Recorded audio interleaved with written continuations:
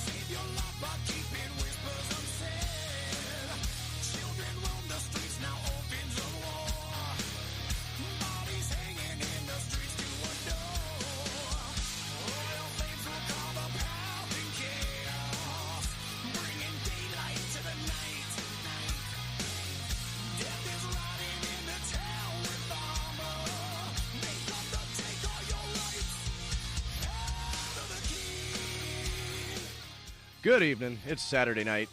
It is a little bit after 7. Thank you, Slim, for a phenomenal lead-in. That was Slim Figga, if you were listening just a few moments ago. Every once a month, he picks a Saturday. They come in here and they put on a hell of a great show. Tonight, we've got a great show lined up for you. We're waiting on Frank to get in yet again. Always getting hung up with those red lights. He just texted me and said, please, don't put me on blast when I get in there. So I'm going to do it now. I'm going to do it before he gets in. Well, Frank, I love you, and that's just the way you've always been, brother. But last weekend, I'm going to get to this really quick because, like I said, we've got a pretty stacked show this evening. We've got a lot of guests calling in. Going to be an exciting night. UFC 198 is tonight on pay-per-view, which I'm looking forward to. But to get to things first, last week, UFC Fight Night 87 in Rotterdam was Arlovski and Overeem in the main event.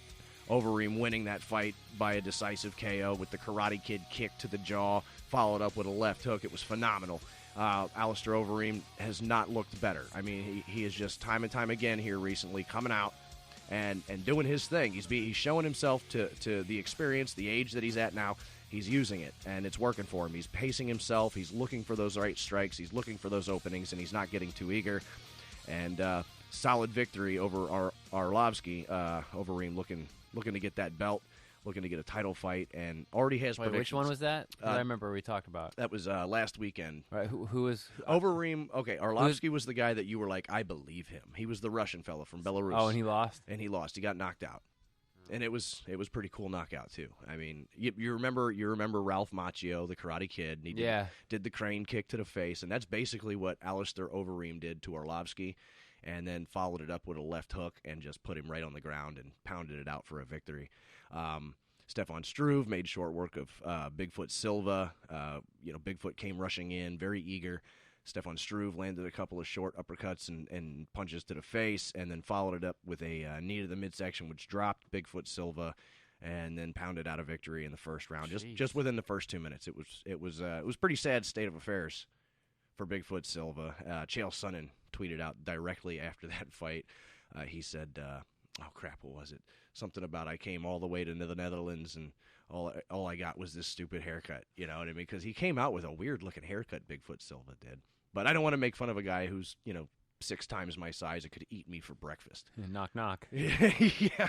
No, I'm not going to talk trash. But what I want to build up to here in the next few minutes, we're going to get a call in from a guest of ours this evening, Josh Emmett. He is out of Team Alpha Male in California. He's an undefeated fighter, now 9-0. He took a fight on 4 days' notice and made his UFC debut last week at the top of the prelim fight card. He fought a tough guy, John Tuck, and like I said, 4 days' notice. Josh Emmett was actually, I think he was scheduled to defend a championship at West Coast Fighting Championships, if I'm not mistaken, and maybe he can correct that for me later if I'm wrong. But he basically gave up that fight, and he took that contract and was like, yes, the UFC, because that's where they all want to end up anyway. So he took that fight on short notice, went to the Netherlands, and won a split decision over John Tuck. And I don't know, Jake, because I know you don't watch a whole lot of the fights, but and I know you don't follow it, but you had to have seen the photo of the broken finger sticking out of his... No, I haven't. I heard you talking about it. While you're sitting over there hanging out, Google it or whatever you do. Search it real quick. Josh Emmett. Just search Josh Emmett UFC broken finger. Hell, you can even just search Josh Emmett, and it'll come up. That's almost one of the first images that comes up is that broken finger sticking right out of it. It's the ring finger. He tried to parry the kick, a spinning heel kick of John Tuck. And he Perry. And John Tuck kicked right through his middle finger. Yeah, those are the right. That you're on the right track there. There it was. There it is. Hold Check on. that out, man. Isn't that gruesome? Where'd it go? No, you have. Ooh, look at that. Oh, god damn. Listen, my son over here. He's in studio, of course, again with us tonight. But he was watching the fights with me. Ouch. He was watching the fights with me last Saturday, and he almost threw up looking at that image. I don't blame him. It was pretty sick, man. It was and he fought. That happened in the third round, and did I miss? No, I didn't. Somebody else did. You're good. Okay. No, because Josh Emmett's calling here in just a few moments. But no, it was. It happened like mid third round. He went to block a kick, and then his finger broke. And I've heard a couple of interviews with him over the last week and read some stuff, and he basically felt like his finger was numb or not even there. Like he almost felt like his finger was kicked off. But we'll get it straight from him. But he won the fight, like I said, by a split decision, which I kind of disagree with because it seemed to me like he won that fight unanimously, unless the judges were saying split decision based on the fact that the last 2 minutes of the third round sent Josh Emmett kind of fighting with one hand and kind of trying to just stay out of danger. I can't believe he kept fighting. Hey, man, those guys are warriors. Yeah, they are. I remember when John Jones's big toe got caught on the canvas when he went to pivot his foot and his toe stayed in place and it broke his toe. I think Michael Bisping had a situation where one of his toes bones ended up sticking out, and they just fight through it, man. I don't know how they do it. I don't know if the referees aren't catching it, and I don't. Man, I can only imagine what that's like. A couple years back, I was at EMK final round sparring with a light heavyweight, light sparring, and I'm not even trying to paint a picture like I was going hard with this guy because there's not a chance in hell I could do that. But I was sparring with this guy, a big guy, like I said, he was a light heavyweight. And I was so nervous because I knew that any kick I threw, because I like to throw kicks, I knew that he was going to block everything. I knew he was going to check my kicks and hurt my foot or hurt my shin. And I kept kind of mid-kick pulling back and putting my toes right into his leg. And he said, hey, man, if you're going to keep doing that, my friend, you're gonna hurt yourself. You got to commit to the kick. And I just kind of... That was a good impression. Thank you very much. And I just was like, okay, you're right, Javier. I apologize. And the very next kick, I threw a lead leg kick to his lead leg. And he checked it, and I got scared and hit him with my toes and broke my big toe right behind the toenail. And here we go. I believe this is a 941 phone number, actually. You're getting a phone call. Yeah, I am, but we got to let him go soon. Addict MMA, hello. You are on the air, live. Hey. Hello. Got a bad connection there, pal. Okay. All right. Thank you very much. That's not the call I'm looking for, though. So I'll put out the phone numbers here in a little bit. But first, we got to wait a few minutes and let the call come through that I'm looking for. We're looking for Josh Emmett here in a little bit. He's going to be calling us from Amsterdam. He's on a Euro trip right now after his fight in the Netherlands. It's a good movie. Yeah, it was a good movie. It was very funny. He's out there with his wife. They decided to kind of take a vacation, I guess, after a celebration of his UFC debut. So, yeah, we'll see what happens if he'll call in here in a few moments. Where But the hell's Frank at? I don't know. He said he was getting hung up by the red lights. He's getting later and later every week. We'll be Yeah. here at 8 starting next week, I think. Yeah, well, we're gonna have to do something about this because it's not cool. Especially when you're the only one in here. That's all right, man. I mean, I'm handling. No big deal. Here we go. This is going to be Josh Emmett. Addict MMA Live. How you doing tonight? We seem to have a bad connection. Hello, Addict MMA Live. You're on the air.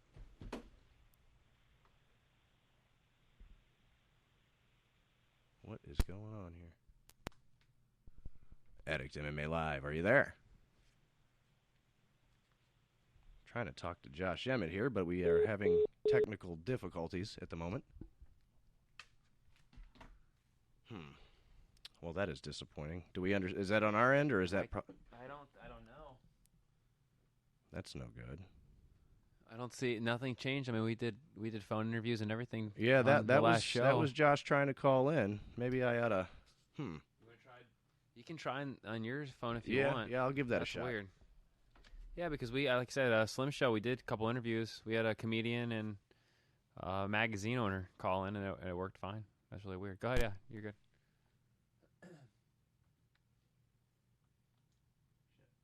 You got it? Derek's trying to figure out technology. He's having trouble. I am not much for technology. You looked 100 when you stood up and tried to do that. It was weird. Like you aged dramatically. Hello? Hey, Josh, sorry, we had some technical difficulties there. I just kind of had to plug myself into the system to get you online. How you doing tonight, bro? Doing great. How you doing? Thanks for having me on. Hey, man, it's a pleasure to have you on. We're talking to Josh Emmett. Just made his UFC debut last Sunday at UFC Fight Night 87 in Rotterdam out of Team Alpha Male, one of the best teams in the country. Josh, before we get into even talking about your fight, man, I was just telling Jay here, the guy running the board, that you're on a Euro vacation right now, and that's got to be a lot of fun. A little celebration after your UFC debut victory. Yeah, it's been awesome. It's been one of the craziest and most fun weeks of my life, though. So having a great time and just kind of taking everything in and enjoying the moment. Staying out of trouble, because I know that if I was in your position going through Germany and Amsterdam and things like that, I'd probably definitely be enjoying the I don't know how to put it, but I'd definitely probably get myself in trouble. How you handling out there? How's the beer? It's going great. It's I've never actually been out of the country until this week, and so since I was able to, since I was out here, I wanted to extend my stay. So my wife and I were just kind of traveling around Europe. We went to Berlin for 3 days, and then Amsterdam for 2 days. We stayed an extra day in Rotterdam. So we've just been doing a lot of the touristy things, and I've been hitting up the beer gardens in Germany. Really, really enjoying it, enjoying the people, and there's just so much history out here. So I'm just really blessed to get to experience this. I've seen some of the things you've been posting this week on social media, and it looks like a blast. I mean, some beautiful scenery out there. Does look like there's a lot of rich history. You're very fortunate to get to enjoy that. And like you said, I've never been out of the country either, so I can only imagine, and I kind of live vicariously through people like you. And that's the way I've been, too, for a while. So now it's actually a reality. So I feel it's just the beginning, and this is going to be the first of many trips, hopefully, out of the country. And it's just kind of opened my eyes. And since it was kind of last minute, my wife and I have been talking. We're like, man, we need to just, book as many trips as possible. We're like, next year, let's just book something so we can come back to Europe and just see all the different, because I really wanted to go to Rome, but then it's so big and not enough time. So we'll do an Italy trip, and then we still got to do Spain and hit up a lot of other places. Wanted to go to Greece as well. So it'll come, just not this trip. I'll be out here way too long, and then I might get in a little trouble. Dude, I have no doubt in my mind that you're going to have plenty of opportunities to see places all over the globe. I mean, now that the UFC is expanding so far with their reach, and based on your performance last Sunday, I got to tell you, you're going to be there for a long time. And I know it takes a little while to necessarily want to jump the gun, but you're definitely a guy I'm looking at to make a run for the title after you've had a couple of fights and really shown the UFC what you're made of. But I mean, last Sunday, I think you showed it right there, dude. Your foot movement, I mean, For somebody with a wrestling base like you have, your footwork alone was phenomenal. You were nonstop the entire time. You're a cardio machine, and I loved the way that even though John Tuck had that little bit of reach advantage over you, and he was throwing a lot of nasty kicks right at you, you were able to stay out of danger and and worked that body into that overhand right, and it was beautiful the entire fight. And for the life of me, I have no goddamn idea how you won a split decision. In my mind, that was a unanimous decision. Yeah, I kind of feel the same way. I thought it was a unanimous decision for sure, but it is what it is. Nothing I can do. Not sure what that one judge was looking at or watching. He must not have been watching the fight. But yeah, but I thought for sure I won the first and second round. I thought I won the third too. It's just after my finger was broken that and John Tuck saw that, so he kind of started to put it on me in the last, I don't know, maybe really like minute. It was. It was only the last. It was the last couple of minutes of that fight was when that happened. And dude, you held yourself in there. I mean, Jay and I were sitting back talking before you called, and it's like, how the hell do you guys even do that, man? I stub a toe and I'm crying for like 5 minutes to an hour, and you're over here with a broken finger hanging off with that my 9-year-old son watches fights with me all the time. He looked up at the TV screen and he's seen the Bigfoot Silvas and the Mark Hunts beat the holy piss out of each other.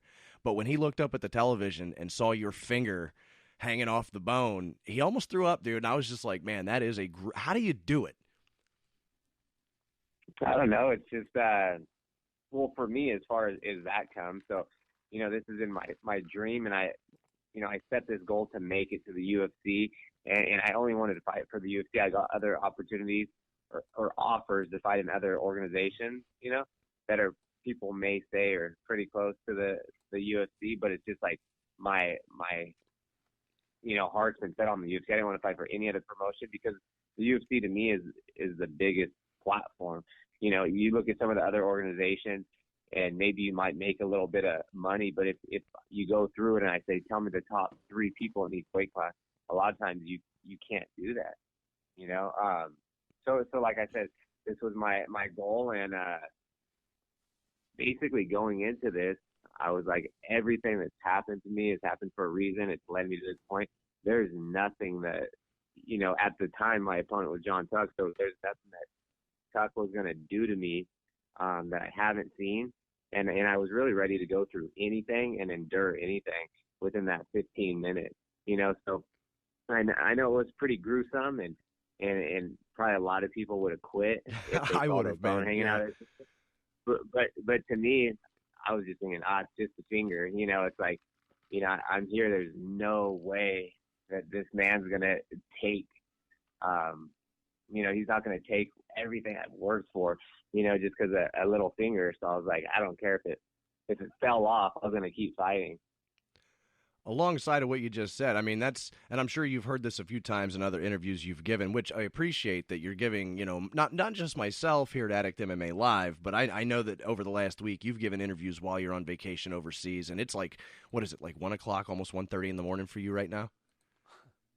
Yeah, it's 1:30 a.m. Good God, man, I appreciate it. We'll try to not keep you on the phone too long, but one thing I definitely like to tell you is like, all right, you've heard this, the UFC jitters, and I think that was more probably about 7 to 10 years ago when you used to hear about that all the time. You don't hear about it as much anymore, but at the same time, there has to be a bit of a jitter. But the way you fought John Tuck last weekend, last Sunday, you were very confident. You were very loose. Like I said, you never stopped moving. But there were times, Josh, where you were kind of like you were moving your head, kind of getting inside. I don't want to say antagonizing him or calling him out, but you were really just kind of going, "What have you got, dude?" That's what it looked like from my house, sitting on my couch watching you. It almost seemed like you were trying to tell him, "Bring it, dude. What do you got for me?" Like you were not scared. You were completely 100% prepared for this. Yeah, and I think the preparation all comes down to, like you said earlier, I train with the best team in the world, Team Alpha Male, and I've been there since the beginning, and I've been the main training partners for a lot of the top guys, and our room is just completely full of killers, even the up and coming guys that that you guys may not have heard of, and they're going to be in the UFC soon. We have a guy, Joseph Morales. He's 21. He's been with the team since he was 10. Wow. He's 5-0 as a pro. Another friend of mine, Eric Sanchez, Anthony Avila, Mario Soto. These guys are top tier fighters, and they'll make their way to the UFC within the next year. It's like the next generation. But as far as the jitters go, I've been playing sports and wrestling my whole life. So it's, I've competed at the highest level, at the state tournament. at nationals in front of, thousands of people. So in my head, I was thinking there's no way that I'm going to be nervous or, maybe a little anxious, but like I'm not going to freeze under pressure or anything. I actually love the pressure. And, they say you got to have pressure to make a diamond. So I love it. I feed off the crowd. And I'm so focused and such in the zone that I really don't even see the crowd, but I can hear them.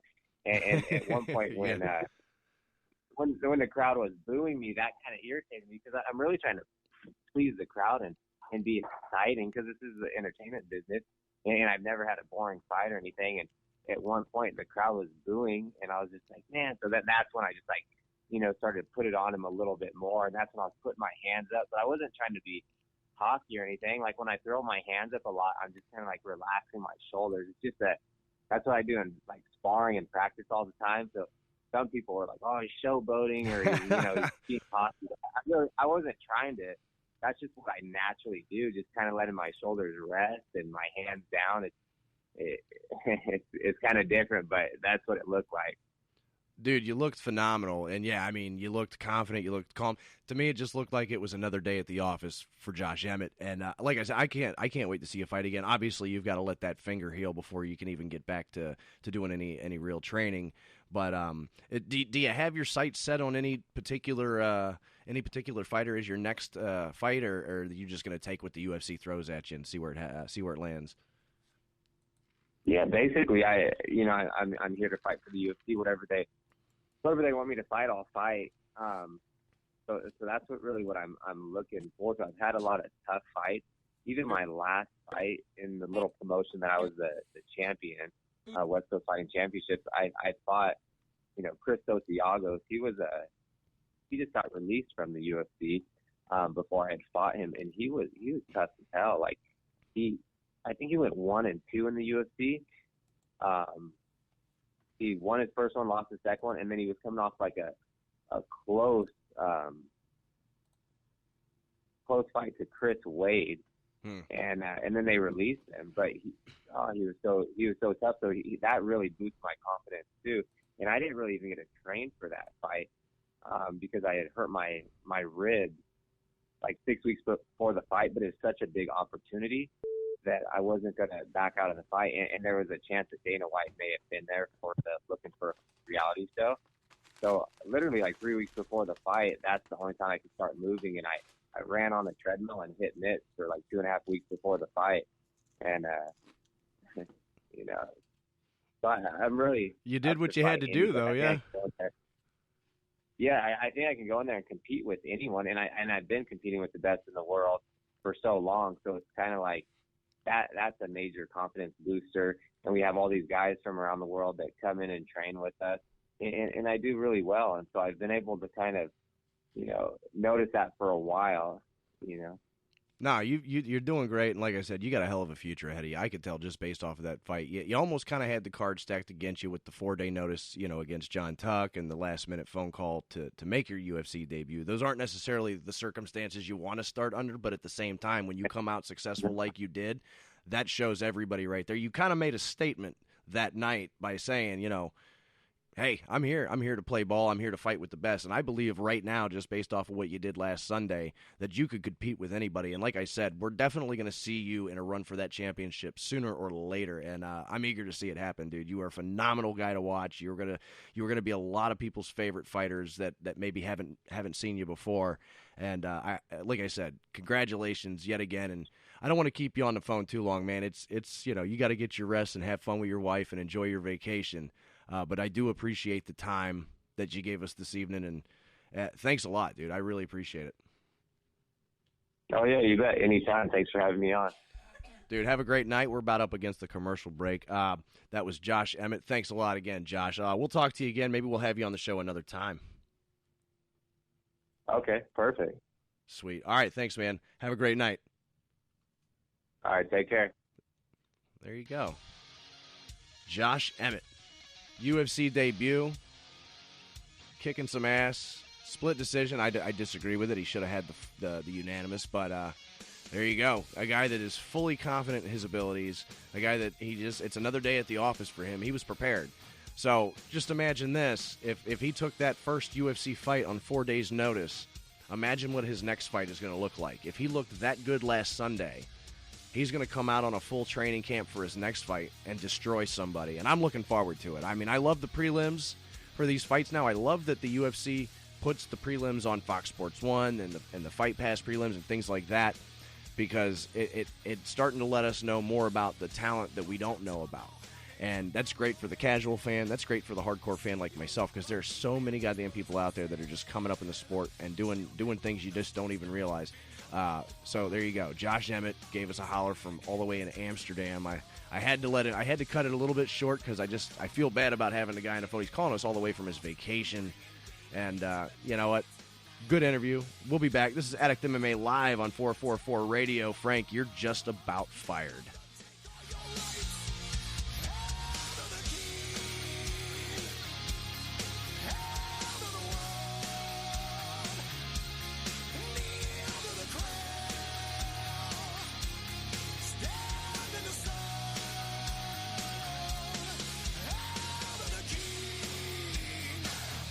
Guys, how we doing? This is Evan from the Bee and the Soup Bed Show. I'm here with Rita from J-Dub's Brewing Company, and we're in studio. How are we doing today, Rita? Good. How are you? Excellent. Hey, I know you have a fantastic brewery over there. Please tell me a little bit about it. The brewery itself has a tasting room. It has 10 tap lines, so you can find anything that you want, from a light to a dark flavor. So whatever you like, you can get it? Absolutely. We got a flavor for you. Perfect. Also, tell me a little bit about the beer garden I've been hearing so much about. We got a big backyard out back. We're kid-friendly. We're dog-friendly, so you can come bring your family and friends and just have a good time, play some games, and drink some beer. Excellent. And then you guys have food? Absolutely. We got food trucks every day around 5 o'clock. We're open Wednesday through Sunday, noon to midnight. Excellent. Hey, I hear a rumor that you guys do something cool over there on Wednesdays. We do. We have free yoga on Wednesday evening starting at 6:30. Come hang out and drink a beer and stretch it out. And that sounds like a great way to spend a Wednesday, I'll tell you. It's 1215 Mango Avenue, Sarasota, Florida, 941-955-2739. And what about social media? Go to jdubsbrewing.com and you'll find everything right there. You guys are by far the best brewery in town, and we're proud to have you guys as our sponsor. Come on out there, have a drink with us, and we'll sit around and have a good time. Cheers, guys. Looking for the best breakfast place in Sarasota? Look no further. Downtown Word of Mouth, the official breakfast and lunch restaurant of the BS Show. Located at 711 South Osprey Avenue, Sarasota. Open 7 days a week. For special catering events, call 941-365-1800. Again, that's 941-365-1800. Don't forget, we are pet friendly with our doggy dining. Like us on Facebook, Word of Mouth SRQ. Downtown Word of Mouth. Tell them the BS Show sent you. So, Evan, you want to make the other announcement? I know you're excited and happy. We do have a fantastic new sponsor, absolutely. We are now very lucky to have Rico's Pizza as a sponsor for us. 6547 Gateway Avenue in Gulf Gate. They're open from 11 a.m. to 10 p.m., 7 days a week. They've been there 17 years. Jump anywhere. online, ricospizza2go.com. Give them a phone call at 941-922-9604. We did find out today that you mentioned the 444 Radio or the BS Show from 444 Radio, you will get 20% off your tab. Give them a phone call, guys, 941-922-9604 or ricospizza2go.com. Rocket Man provides everything you need to get your groove on.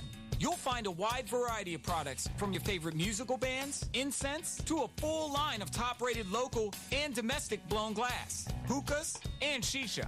Not to mention hempware, body cleansers, and so much more. Swing by and check Rocket Man out 7 days a week at 2635 Mall Drive in Gulf Gate, Sarasota. Give him a call at 941-923-2096. That's 941-923-2096. Rocket Man is the Sarasota favorite, family owned and operated for more than 15 years. So stop by Rocket Man and get your groove on. Hello, my name is Stephen Dennis. I have a business here in town called Need a Man 2 LLC, handyman service. We take care of Venice, Sarasota, Northport, Bradenton. I've been doing home repair for 35 years. I also was an air conditioning service tech for 15 years. I'm licensed. I'm insured. We have all different phases of home repairs, anything from hang a picture to complete remodels in bathrooms and kitchens. No job is too small. My email is needaman2@gmail.com. My number is 941-232-2776. Again, that is 941-232-2776. Need a Man 2 LLC. Thank you and have a great day.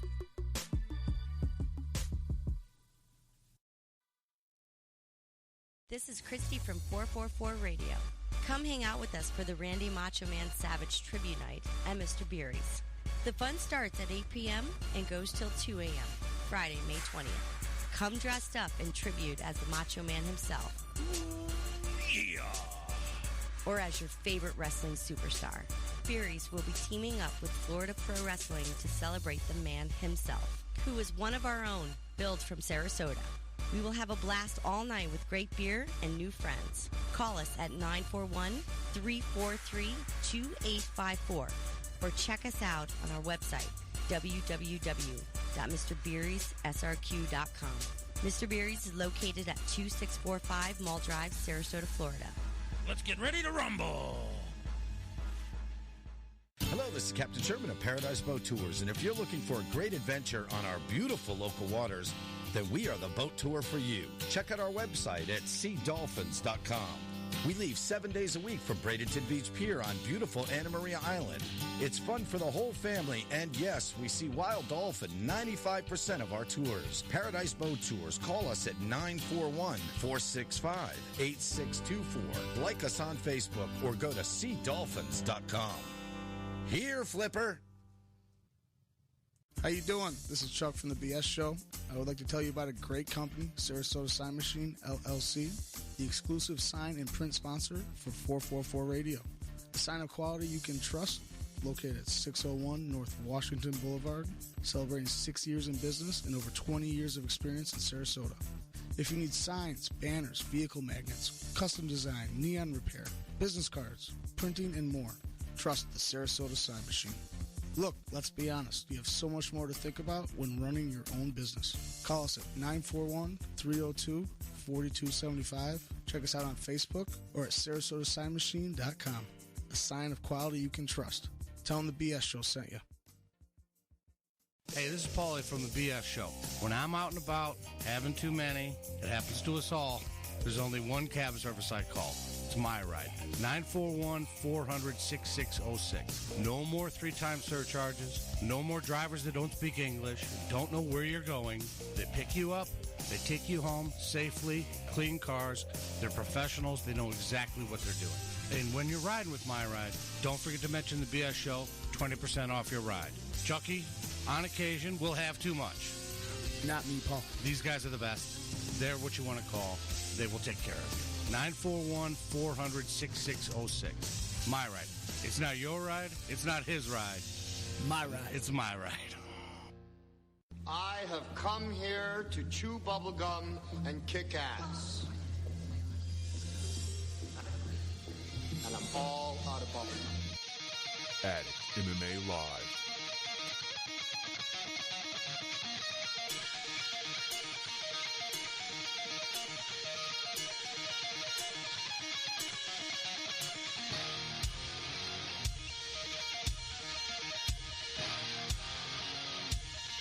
That's great. Welcome back. This is Addict MMA Live on 444 Radio. I'm here. My name, of course, is Derek Alford. I am your host. Frank is here, but he's are you there? Yeah, I'm here. Talking to the mic. I'm in the mic. Talking to the mic. I can barely hear him. I'm in the mic. It's either his voice is too smooth to be heard. I'm in the mic, man. I'm in the mic. You're still sounding a little low on my end. Testy. There he is. Testes.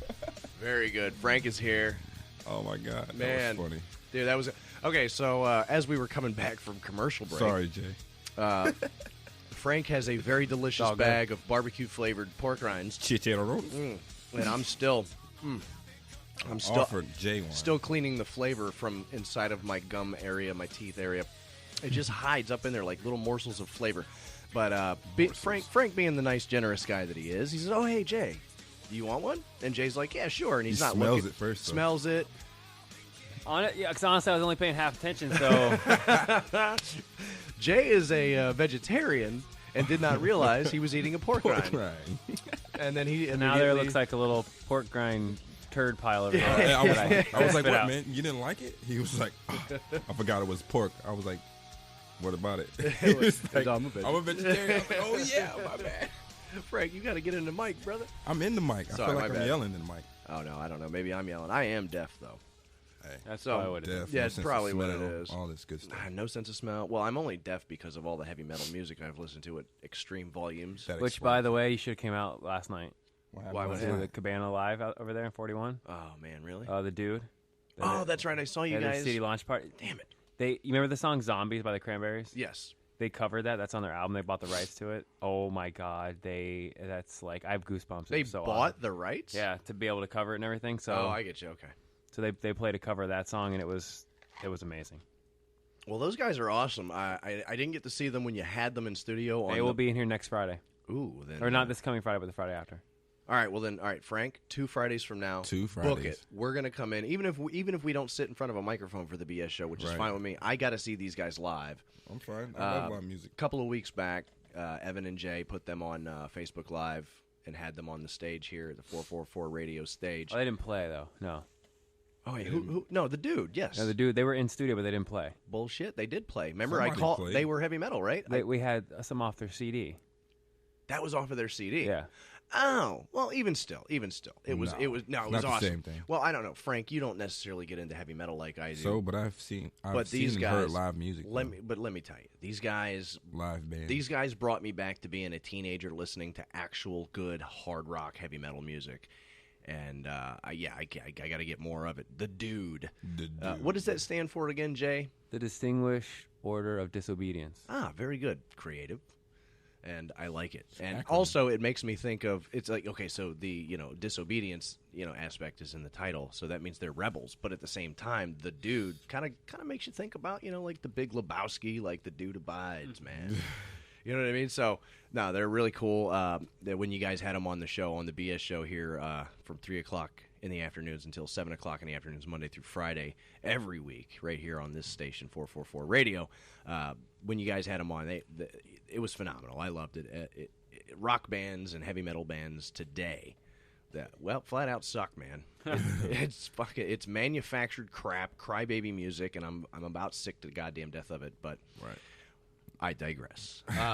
So yeah, we had Josh Emmett on just a few moments ago. If you missed that, I apologize. The replay will be tomorrow or some other day this week. Sometime we'll figure that out before the end of the show tonight. And of course, after the it'll be tomorrow. It's always tomorrow at either 7 or 8. Right. So, and then of course after that, if you missed that, which I would think that you shouldn't, but if you did, eventually we will have it up on the interwebs as well, so you can go back and listen. But Josh Emmett, I cut that interview a little bit short because he's, like I was telling you outside there, Frank, during the commercial break, he's in Amsterdam. It's almost 2 o'clock in the morning. What a wonderful place to be at this point in time. Dude, I know. You and I, if we went to Amsterdam, we'd probably never come back. No.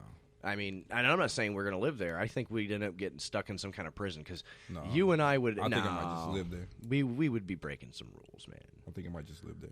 Well, you would definitely live there. Yeah. I could see that happening. Yeah. I'd miss you, but I'd understand.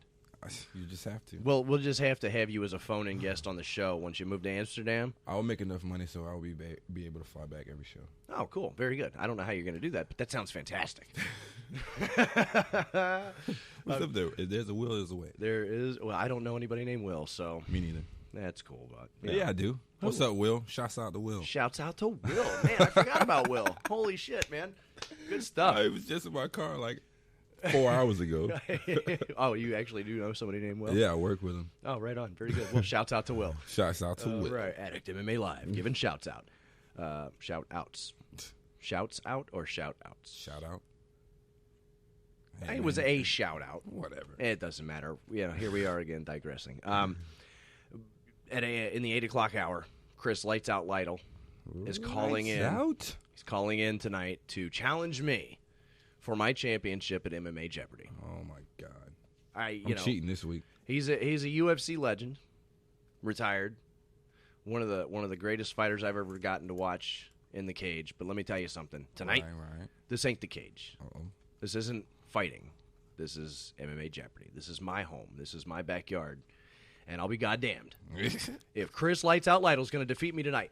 What you're going to hear tonight is the hashtag and still MMA Jeopardy champion. Goddamn right I'm going to be champ. Are you kidding me? I just vomit in my mouth. You know what? You're supposed to be my team. I am your team, but I But don't you can't win. wait for me to lose. I can't wait. God damn it. Oh, my God. You know when Tom and Jerry are like, when Jerry just can't wait for Tom to just like burn up? Tom and Jerry are not villains, but they're adversaries. But they're friends, too. No. Oh, Sometimes. Yeah, they are. Yeah. I don't know. So Tom and Jerry. They're very bipolar. Yes. Good point. They're So the opposites. Which one are you and which one am I? I'm Jerry. That's the cat, correct? No. Oh, you're the mouse? Yes. So I'm trying to kill you, but you always kick my ass? Do something to you. Makes sense, yeah. I'm not that clever, and you're a very wily individual, so. God. Frank. No, I just like Jerry and the mouse. You just like the mouse. You like Jerry's always kicking the puss. Frank likes clicking the mouse. He's kicking it to the puss all Kicking the time. the puss. That's Frank for you. Always got to make it an innuendo, don't you? That was you. I don't know what you're talking about. I'm a very clean individual. I'm a very clean human being. You can clean up, I guess. So, anyway, Frank. Yeah. Thanks for being here tonight. Yeah. I made it, man. I hate Pleasure to have you here. I need a hoverboard. That's not going to get you. I had a dream I was on a hoverboard, and it was as uncomfortable as people have described. They have it. them now. Not a real hoverboard. Yeah. You're talking about those Segways without handlebars. This thing scoots across the water. Oh, I've seen those. It's like a fan propeller type system. Yeah, but it doesn't have a hydraulic pump or nothing like that shooting the water. It's actually hovering across the water, over the water. Wow. We'll have to save up our money and. Okay, whatever. These things are pretty expensive. We'll get one for the station. Speaking of a lot of money, you've heard this past week that the UFC apparently is for sale. This has been kind of going around. Yeah, it's been going around for a couple of weeks. Well, maybe even more than a couple. It kind of pops in and out of the headlines. Right. The UFC for sale for $4 billion. That's not enough. Well, Dana White, has come out and said already this week that that's actually not the case. Once again, the media, they blow up the headlines and they're just fabricating stuff to get clicks on their websites and things like that. Yeah. The UFC is not for sale. It's not for sale for $4 billion. As a matter of fact, I think Dana White had said this week, hey, if somebody's got $4 billion to buy this company, give me a call. But we haven't heard anything about that yet. So he's saying he will let this company go for $4 billion. They bought it at $2 million. Yeah, but you know what? He's not going to let it go for no $4 billion. You say $2 million? They bought it for $2 million. Oh, okay. Still, that's nothing. I mean, if you compare that, they always want to say that they're as big as the NFL or they're growing. $4 billion's nothing. They're not there yet. Nothing. They're not there I yet. mean, each NFL team's worth about $2 billion now. So you know what I mean? Right. So well, and still, Dana White says, "Hey, man, I get up for work every morning, and I love what I do." He's home with his family 45 days a year because he's all over the world doing promotions and just he loves what he does with the UFC. And they're not going to sell yet. I think the rumor is that they were going to sell because there's always people going, hey, we'll buy. But the $4 billion offer has not necessarily been thrown out there. Right. But there's always people wanting to buy ever since, I think, 2011. People have been starting to bite onto it. 2010, 2011, people have started to bite on and go, hey, I want to buy. Right. I want to buy. What's happening is they're trying to extend themselves so much around the globe that they're trying to work out a deal with China so that they can have UFC in China as well. Mm-hmm. China, they have a lot of money. Yes, they do. China, Japan, you slip on them if you don't. They got a lot of money. But I think that's where kind of the rumor started because China would want to buy a piece of the UFC. Yeah. And that doesn't mean that the UFC is selling themselves completely. They might want to change the rules up too. Integrate pride. Integrate pride back into it. Well, that's where you why can that's head stomp and stuff. Rise Fight Federation in Japan already has that, but you can't. The deal is in the cage there are no head stomps unless there are ring ropes. With ring ropes, you can, if you're up against the ropes, Frank, and I'm going to stomp your head, you can get your head out of the ring by getting your head through the ropes. Right. But in the cage, you've got nowhere to escape, and I could literally grab the cage and just stomp my foot onto your face, and you've got nowhere to go, and I could kill you. That's why head stomping is considered illegal in the cage. So they had to bring that rule around somehow. If the UFC goes to China, I doubt they're going to incorporate soccer kicks to the head and foot stomps to the head, things like that. I don't think that's going to happen. But the UFC is not for sale. They're just expanding, and they're always doing work. But like I said, Dana White has already said he loves his job. He loves what he's doing. He's not going to give it up for anything. Not yet, anyway. Hates his family. Yeah. 45 days a year. Could you imagine only seeing your family 45 days a year? No. Oh. Of course, then again, I mean, with the amount of money that they're worth, I'm sure his kids are like, nah, I'm good. Stay away, Dad. Yeah, we're fine. His wife is probably like, yeah, it's no big deal. I'll bang the tennis instructor. We've got Javier, the pool boy, over here. We're good. You go ahead. Javi. Go ahead to Brazil, and it's fine. Javier with his Speedos. We'll be fine. Got something for Javier. What do you got for Javier? A weed whacker. Get out there and do some lawn work. That's all right. She likes that, too. I heard. I actually talked to Dana White's wife last week, and she's like, I don't care as long as he's sweating. So I don't know what the fuck I'm talking about. I know. It was funny, though. You Thank tried. you. Well, it's the first time anybody's ever said I was funny, so I appreciate it. I didn't say you were funny. I said it was funny. But it came out of my mouth, so I was funny. You're right. You're absolutely right.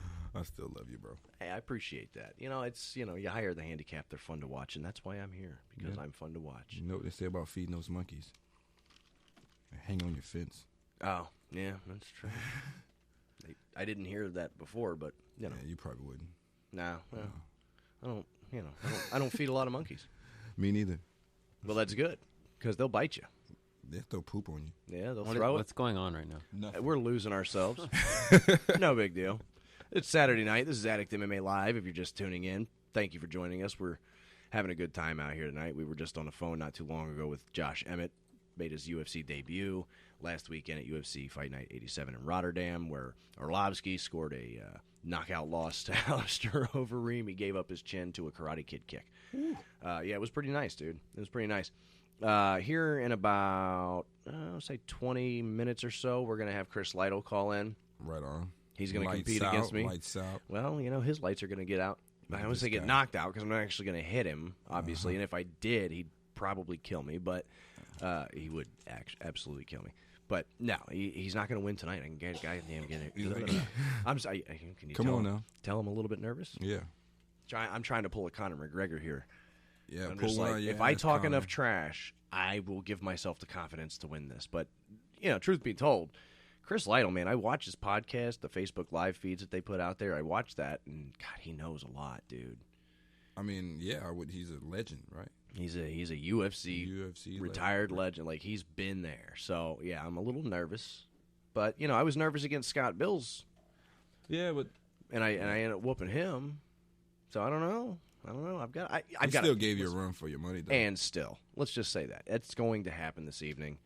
No problem. Now, Jay, before 8:15, do we need to take another commercial break to regulate? We can do that. That's good. All right, cool. So we don't have to do it just this moment, but we will here in just a couple of minutes. That way it'll give us time to pull up the MMA Jeopardy game and get ourselves ready for all you guys to witness me destroy a legend. Wow. This guy is tooting his horn. Hey. You know what, Frank? You know what Derek wins if he wins, right? An actual fight with him. Yeah, we didn't tell him that. We forgot to tell you that. We've been corresponding with him on the outside. Oh my God! Oh, you know what? So I have this is going down. I have a tendon issue. One of my tendons. No, don't try to make no excuses now. Yeah, I've got a cut over my eye that's too deep. We're not trying to hear these backup stories. I have a surgery scheduled actually for what day am I fighting, Chris Lytle? When's your surgery? Let's talk to Scooby. It'll be the day before. The day right before. Scooby's calling in. Let's talk to him before we go to commercial break. Scoob, how you doing tonight? Welcome to the Addict MMA Live. What's up, Scooby? And new. Oh, you son of a bitch! This guy. It's working now, so it must have been Josh's. Okay. It must have been an issue on his his end. end. It's the Amsterdam thing. His phone was too high. Well, it's a tough connection coming from Amsterdam. Oh, I don't doubt it at all. And we international lines and everything. Right, and I appreciate. Well, he called from his personal phone number, but I appreciate the fact that he did. But yeah, it must have been a little bit of issues, but we got him on anyway. And so, all right, Cliff or Scooby, How did you feel about the interview, and how dare you talk trash about me tonight? I am going to remain champion. I hope If that helps you sleep at night, Yeah. then we'll go with it. Man. I know what helps him sleep at night. Yeah, fucking liquor. I'm bucket up KY. What is this? I didn't say What the hell is going on here? See, I could talk like that because my daughter's not around. Look at this guy. But I'm disappointed in everybody tonight. You are supposed to be my team. I am your team. Frank? He added on to that. All I said was, Scooby? I know what keeps you, makes you sleep Why at do you night. guys want me to lose so bad? Cause, man, Well, it's about time. Let me tell you this. I should be coming down for a weekend towards the mid to end of July. Fantastic. I can't wait to see you, bro. I can't wait to meet you, bro. You are still champion. Oh, I'm going to remain champion. It will be taken away. Oh, I don't know about that, man. That's very Is nice. he really knowledgeable? I want to know. I mean, no, he doesn't know anything. He's a troll. He's gonna be like on his way down here. He's gonna be studying or something. Probably. He's probably studying right now. Yeah, probably. Son of a gun. I'm always studying. Study. It doesn't matter, because when you go up against greatness like myself, there is no preparation for this matchup. You know, Ric Flair's turd is greater than you. Wow. Well, I don't even. God damn it! I wish I had something clever to say. Oh, you can't say nothing after that. That was pretty good, but I got to tell you, Ric Flair's great, so his turd's got to be pretty great too. Anyway, Scooby, how's your night going, bro? Oh, it's going slow. You watching Nobody's any of the here. prelims tonight? Watching the fight? No, I'm at work. Right on. I don't get cable. Yeah. So? Well, you've got UFC. You got live stream. You've got UFC Fight Pass. Oh no, but you got to pay extra I for do, the pay-per-views. I do, but usually you kick me off of it. How is that possible? I haven't watched UFC Fight Pass in forever. Uh-oh. Well, no, apparently last time when we both tried watching it, you kicked me off of my Fight Pass. I don't know how I did that. Is it just by simply somebody logging else in? signs onto it, it kicks me off, yeah. Oh, So well, he got a But log. that's okay, because I can always watch it anytime because I really don't do nothing at work. He's got a log completely out of your thing now for you to be able to log right now. Well, that's all right. I've got the fight ordered on Bright House at my home, and it's DVR'd and ready to go. Told you I had that all set for you. Or you didn't. I wouldn't damn it, really that's right. say that on radio, though. What, that I have already paid for? Yeah. That's legal. So that you have it DVR'd ready to go. Well, yeah, that's legal, bro. I've paid my $50, and I'm allowed to DVR it. They give me the option, therefore it is legal. I'm not reselling it to anybody. Oh, here, take your money back then. Oh. I don't know what he's talking about there. No, I'm keeping that, by the way. But no, I don't have any idea what he's talking about. I don't bootleg stuff. I do. Oh, well, there I you don't go. bootleg stuff, but I watch stuff on bootleg. How about that one? You're a pirate. No, I'm not. I do. I bootleg everything. Like, I got the new Captain America movie waiting to be watched, and I don't have any of that. yeah, but I've if seen the a little FBI bit is of it. listening, my name is Derek Alford. I Oh, live in thanks. Bradenton, Florida. I appreciate that. He is lying to you, obviously. He's a ventriloquist, too. And a voice changer, yeah. Well, hey, Scoob, here's your weekly disappointment. We got to hit a commercial break before we get ready for Chris Lytle to call in and lose at MMA Jeopardy against myself. So we're going to go ahead and jump off of here now. But, of course, after the game, you're more than welcome to call back in and tell me how great I did. Yeah, oh, my God. Tune in and listen to this. We'll You know talk. what? If it'll keep you from crying live on the radio, I will do that. I will never cry live on the radio, but it might help if you did that. So thank you very much. We'll talk to you here in a little bit, brother. And this is that Hashtag and new. hashtag and I don't know what the hell you're talking about. You're wrong. With friends like you, I don't need enemies. Let me tell you. This is Addict MMA Live Well, on you know what? I am 444 glad Radio. I can take up both for you. Thanks, Scooby. We'll talk to you in a little bit, brother. All right. Addict MMA Live on 444 Radio. I'm Derek. Frank. Jay's here. We'll be right back.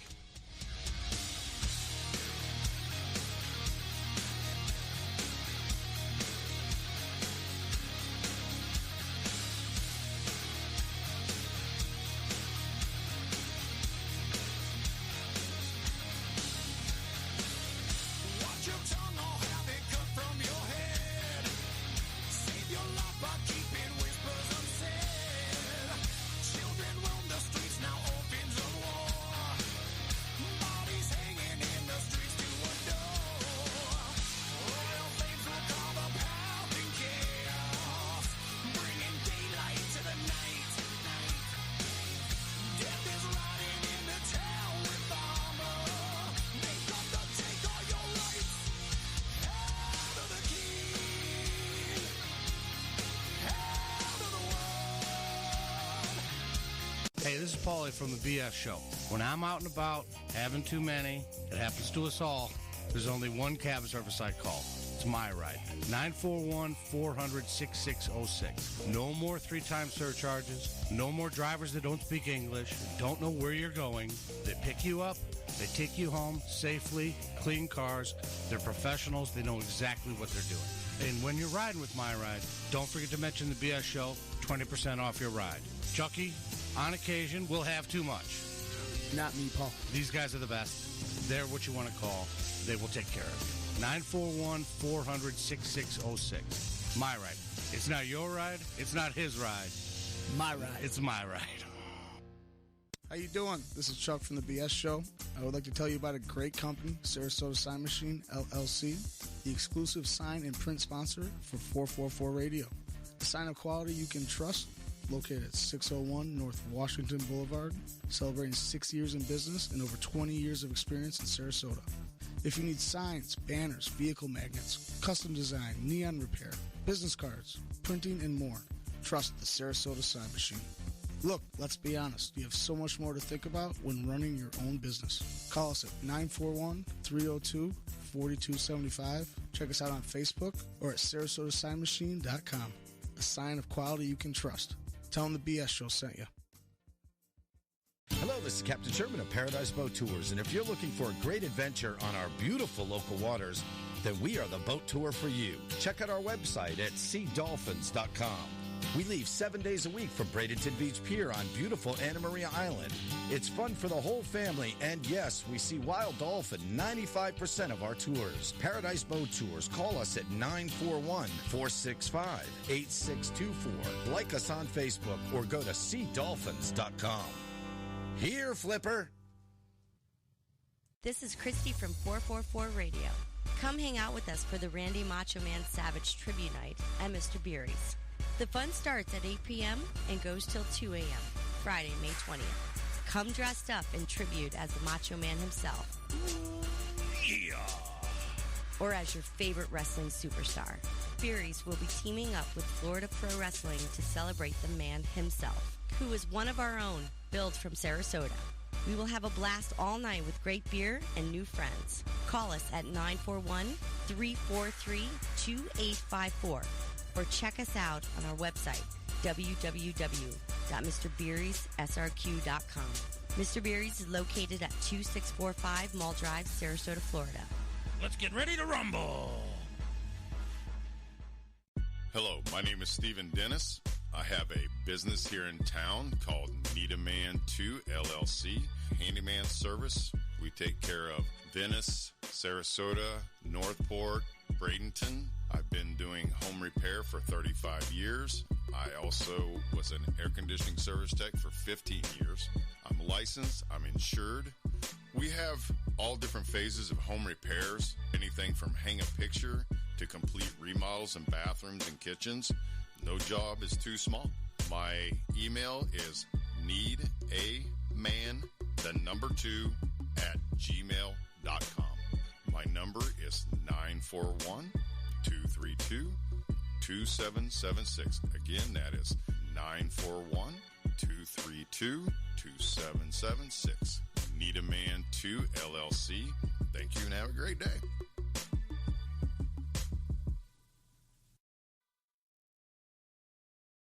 Rocket Man provides everything you need to get your groove on.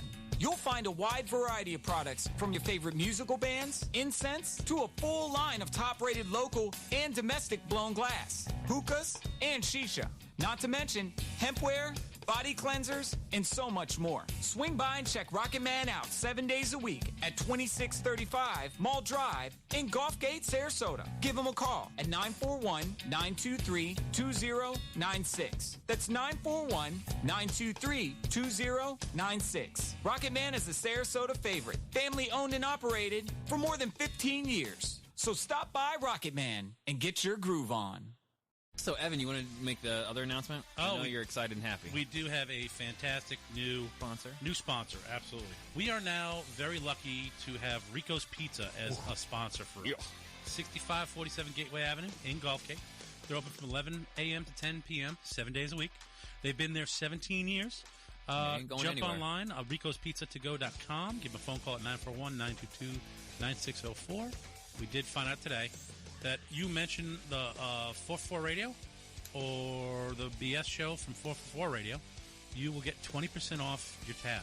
Give them a phone call, guys, 941-922-9604 or ricospizza2go.com.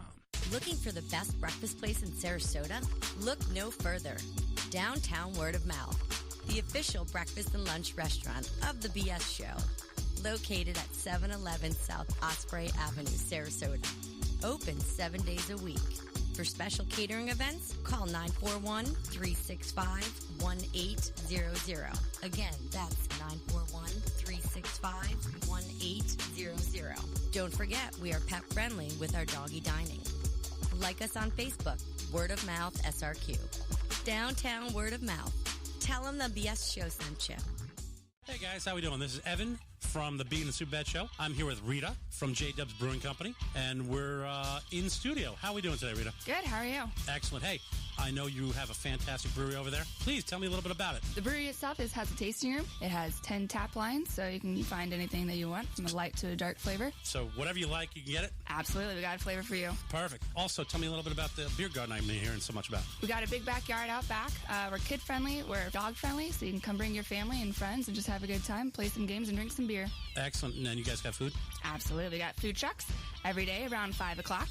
We're open Wednesday through Sunday, noon to midnight. Excellent. Hey, I hear a rumor that you guys do something cool over there on Wednesdays. We do. We have free yoga on Wednesday evening starting at 6:30. Come hang out and drink a beer and stretch it out. And that sounds like a great way to spend a Wednesday, I'll tell you. It's 1215 Mango Avenue, Sarasota, Florida, 941-955-2739. And what about social media? Go to jdubsbrewing.com and you'll find everything right there. You guys are by far the best brewery in town, and we're proud to have you guys as our sponsor. Come on out there, have a drink with us, and we'll sit around and have a good time. Cheers, guys. I have come here to chew bubblegum and kick ass. And I'm all out of bubblegum. Addict MMA Live.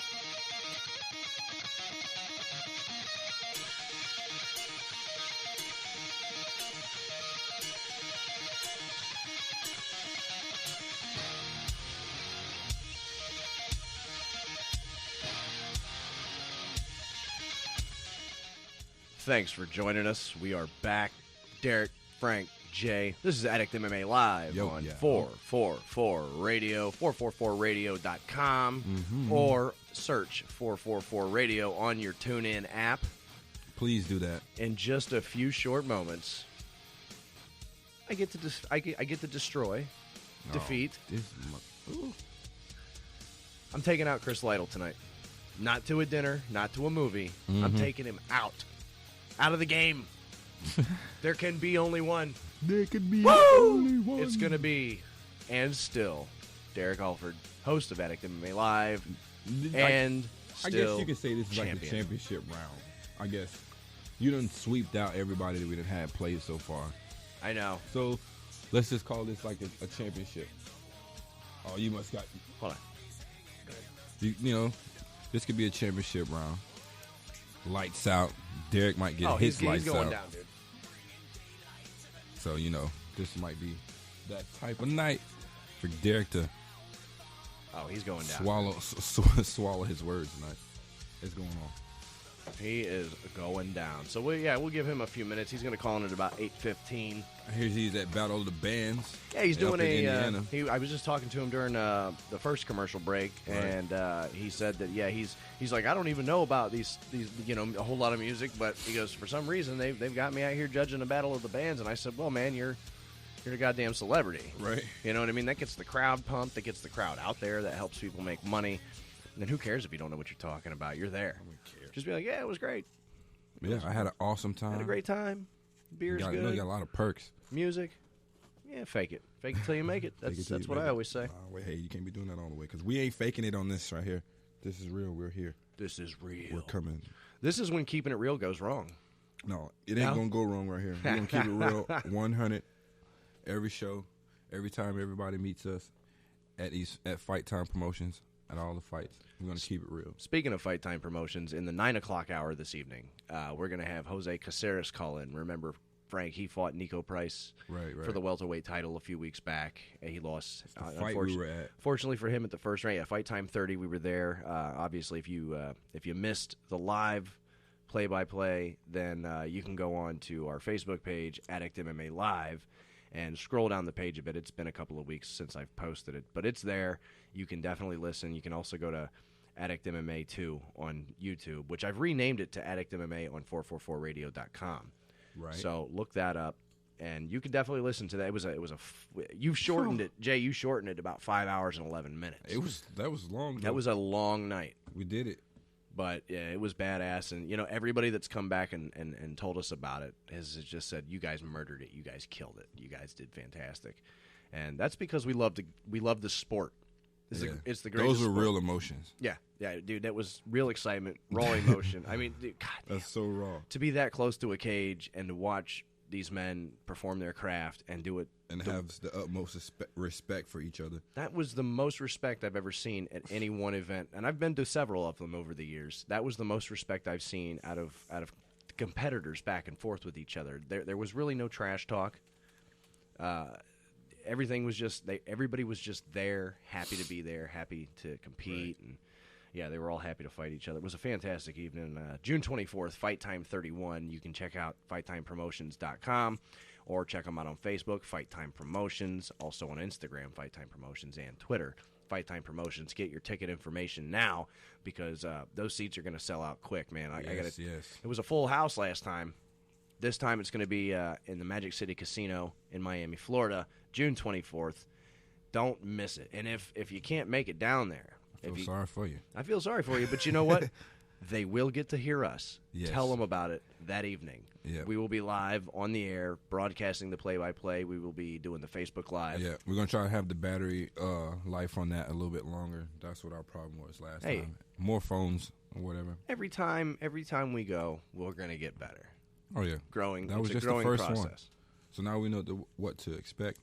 But they've been signing a lot of good fighters over the last few weeks. I can't wait. In preparation. We don't have that much longer. We don't have that much. It's almost a month and a half. This month will be over before you know it, man. I can't wait, dude. Oh. Are you kidding me? They put on some of the best fights you've ever seen. Like I said, check them out. And also, not only Fight Time Promotions, but remember we had Carla Davis, the CEO. She was on here a couple of weeks ago talking about the Howard Davis Jr. Foundation.org, Howard Davis Jr. Foundation.org, to help battle the ugly, nasty, horrible disease that is cancer. Checked out that website. Donate your money. It's a great cause. They do a lot for the communities. They do a lot for the children, for children's programs and things like that. Howard Davis Jr. Foundation.org. Frank, seriously, who do you think is going to win tonight? And I'm not talking about UFC 198 because the only thing I care about now. I know exactly what you're talking about. Who do you think? You can't fool. Not you. I love you, but I appreciate your honesty. Hey, look, you can't win them all. No, you're right, but I'm going to win this one. All right. I hope not. I don't know. We've got probably about a minute before he actually calls in. Can I have one of those pieces of paper for No. So right now, I'm just kind of. You can buy a piece of paper from me, sir. How much are you selling it for? $1.25. $1.25 for a sheet of paper? Okay, then for every word you speak into my microphone, it'll be $1. All right. Oh, we're even. Look at that. No. Those aren't words. That's called teamwork. It's called ebonics. What's it gonna? Wait, No. That costs more. Oh my God, these guys. Because it takes a lot to de-square-bow. Unbelievable. Hey, before Chris Lytle calls in, I was tagged in a post earlier this week by a buddy of mine, John Brady. He tags me and stuff from time to time and says, "Do you know anything about this?" And this week, TMZ put out a headline that Joe Rogan's going to fight at UFC 200. Oh, whatever. Yeah, it's a headline grabber. It was for website clicks. I read the article. There was not one damn word said about Joe Rogan fighting. It was talking about at his age. I read it. UFC 200. Joe Rogan was going to fight. He's not fighting. He's not even said that he's going to fight. Listen, he's a short guy. I don't even know how tall he is, but he's probably shorter than I am. He's about 5'7" or something to that effect. But he's just stacked with muscle, and he's in his 40s now or close to it. And did you hear that Floyd absolutely thinks Conor fight will happen. He thinks that Conor fight They've will been happen. saying No, that. no, hold on. That was an interview with Floyd finally. Not Yeah, just, this is a- not I just- know. I saw that. But, I mean, at some point, I mean, okay. This is Floyd Mayweather actually saying something And like Dana White did say, you know, on the air in an interview this week, you know, outwardly to Floyd, hey, Conor is under contract to me, so if you want to fight him, give me a call, and we can definitely make that happen. This is what he says. He says, it's really not a rumor. The fight may happen. We really don't know as far as right now. Could might happen. Let me ask you a question. If Dana White, would you be okay if Dana White said if they wanted to set up something that wasn't quite UFC and wanted to do some kind of boxing thing and stuck Conor McGregor in that and just throwing punches? Yeah, I mean, I'm fine with, you know, co-promoting and, you know, co-sport, that type Like of a thing. crossover kind of deal? Yeah, I'm okay with that. But, I mean, look at the past. Look at history. They brought James Toney in to fight Randy Couture, and that fight ended in a matter of moments because all Randy Couture had to do was an ankle pick, you know, and Tony, you know, James Toney fell to the mat That's and what he say. ended up getting the choke out. So if they fight MMA, then Floyd Mayweather Jr. is at a huge disadvantage. He basically say, if you look at all Conor's fights, he's always inside the octagon and he's standing up. So I'm pretty sure But his boxing is not. It would be he said, I'm pretty sure it'd be a tough fight for me, but I really don't know right now. He's not allowed to throw kicks, even though he wins his There's punches. been a lot of talk he about wins it. his fights by punching people. Connor does. No, dude. Hopefully we can make this happen. It's That's not- his words. Yeah, and I'd like to see it, and I might put my money down on the table to watch it. But seriously, Conor McGregor is not a boxer. He does not have the boxing accolades. He does not have We saw not that a with chance. that Nate Diaz. Yeah, game. exactly my point. And you seriously think that you're gonna outbox Floyd Mayweather? No. Yes, Adam. Did you guys see the post I just put up with Floyd Mayweather dodging all of what was that Alvarez, the dude he was dodging? Dude, Floyd Mayweather isn't the nastiest dude that ever He lived. isn't nasty, but he is the best defensive fighter ever. The guy can make you swing at wind for, you know, an hour and a half. If you guys didn't check that video out, a little clip, check it out on Facebook at MMA. Yeah, it's on there, Addict MMA Live on Yes. Facebook. Still waiting on Lytle to call in. Slow mo too, so you can see every missed punch and every dodge. What fight was that you posted? Was that Canelo that he was I up think against it's in that? Canelo Alvarez. Man, Canelo just knocked out Amir Khan. What was it, last week? 6th round. Really? Yeah, well, Khan stepped up a couple of weight classes when he probably shouldn't have, and Amir Khan's been flirting with the idea of getting into the octagon. He wants to fight MMA before his fight career is over. Right. Which, you know, hey, more power to you. You want to do it. Just hear no take shit when you that lose. money and take a year off from boxing and just go straight wrestling and jiu-jitsu training for the next year of your life before you you even tell anybody you're going to the octagon. Because if you don't have any type of ground game at all, if you don't have any kind of takedown defense, right, you're not gonna just walk in as a boxer and win in the UFC. You know what I mean? I mean, you could definitely win fights. Absolutely, you could win fights, but you get up to the higher levels, the higher competition. These They're guys gonna want to see you do more. They're too well rounded, and these guys know how to exploit weaknesses better than anybody in the world. And no, you got to take a year off at least if you're a high level boxer, and that's just to say if you've never had a ground game, if you've never really trained in anything like jiu-jitsu or wrestling, take a year off from boxing. You know what I mean? You spend some of that money to pay your bills, but there's just really just the same as I believe that there's no reason for a mixed martial art fighter that's never had a boxing match to step into a professional boxing ring without having trained in strictly boxing for a good amount of time. I mean, as much as they are the same sport, they're a little bit different. Here we go. Are you guys ready? Are you ready? Shit, I'm ready. Welcoming to the program, Chris Lights Out Lytle. How the hell are you, man? How's that Battle of the Bands going? It's over, brother. It's over. I judged it. I think I did good. I don't know. I'm not a big music guy, so we'll hear what happens. I don't know. Maybe they'll boo me afterwards. We'll see. Ah, man, who cares? Well, Hope you not. can knock them out for booing you if you have to. I'm sure you're If they capable. boo you over there, I'm going to give you some cheers over here because you got to whip There Derek's we go. butt. I That's love what it. I'm Look talking here. What about. do we got for me, man? What do we got? How's this thing going tonight, fellas? All right. Doing good, man. How you doing? Here is the rules, and real quick, I just want to say, Chris, my entire goddamn team is pulling for you tonight. With friends like this, I don't need enemies. I mean, we're friends. You can't win them all, though, butter. Hey, Butterbean. they're just a group of smart people who know what they want. All right. As Jay gets They know MMA, wisdom when they see it, So, hey. Jay's getting MMA Jeopardy ready for us right now. I'll explain the rules again to the listeners at home, and a little bit to you as well, Chris. We've got 3 categories each with five questions, 100 points through 500 points, just like regular Jeopardy. We don't have buzzers, so if you think you know what it is, you have to use your first name as your buzzer. So if you think that you know the answer, you would say Chris, and then you would. Oh, wow. Yes, but you must. Oh, so we're racing. Okay. Yeah, exactly. It's like Jeopardy, but you must ask the question in the form of a question. It has to be in the form of a question. Otherwise, if not, then I could steal or Frank could steal. Well, this is a championship round, so I'm gonna sit out on this one. This is gonna be y'all two. Frank's like gonna I just sit said, out. Like I said, I mean, you've been. I'll let you just score. Yeah. All right. All right, so Frank's going to be scorekeeper. Chris, it looks like Frank's going to sit this one out, and this is just mano y mano. Yeah, because wow. legend. Come on, Frank. No, this is legend against pre-legend, I guess, because I'm tired of this. Pre-legend, I appreciate that. That's the nicest thing. He has a pre-problem in a lot of things. I do not.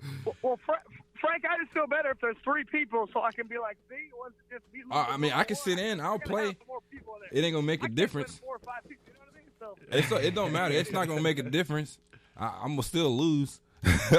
All right, Jay, are you ready to do this, Jay? I'm just being honest. Yeah. Can you hear me? I don't know if you can hear me. Chris, can you hear Jay? Yeah.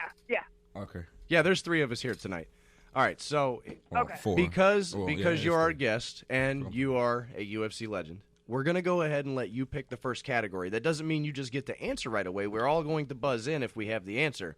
But I'm going to let you pick one of the 3 categories. And now? The categories are the Ultimate Fighter season winners, greatest knockouts, and female fighters. Okay. So, Ultimate Fighter winners, greatest knockouts, or female fighters. Mm-hmm. 1 through 500. Chris, which category and how many points would you like to go to start off with? We'll go with greatest knockout. And, I mean, how many points? I don't understand the points. How many do I have? 1, 2, 5? 100 through 500. We'll go with 200. Greatest knockout. All right. In UFC 34, BJ Penn knocked out this Japanese star in 11 seconds. Derek. Go ahead, Derek. Who is? No. No, Chris, I already buzzed in, brother. But I got this. Who is Cal Uno? You are correct. That's 200 for me. Chris, you got it. You got it.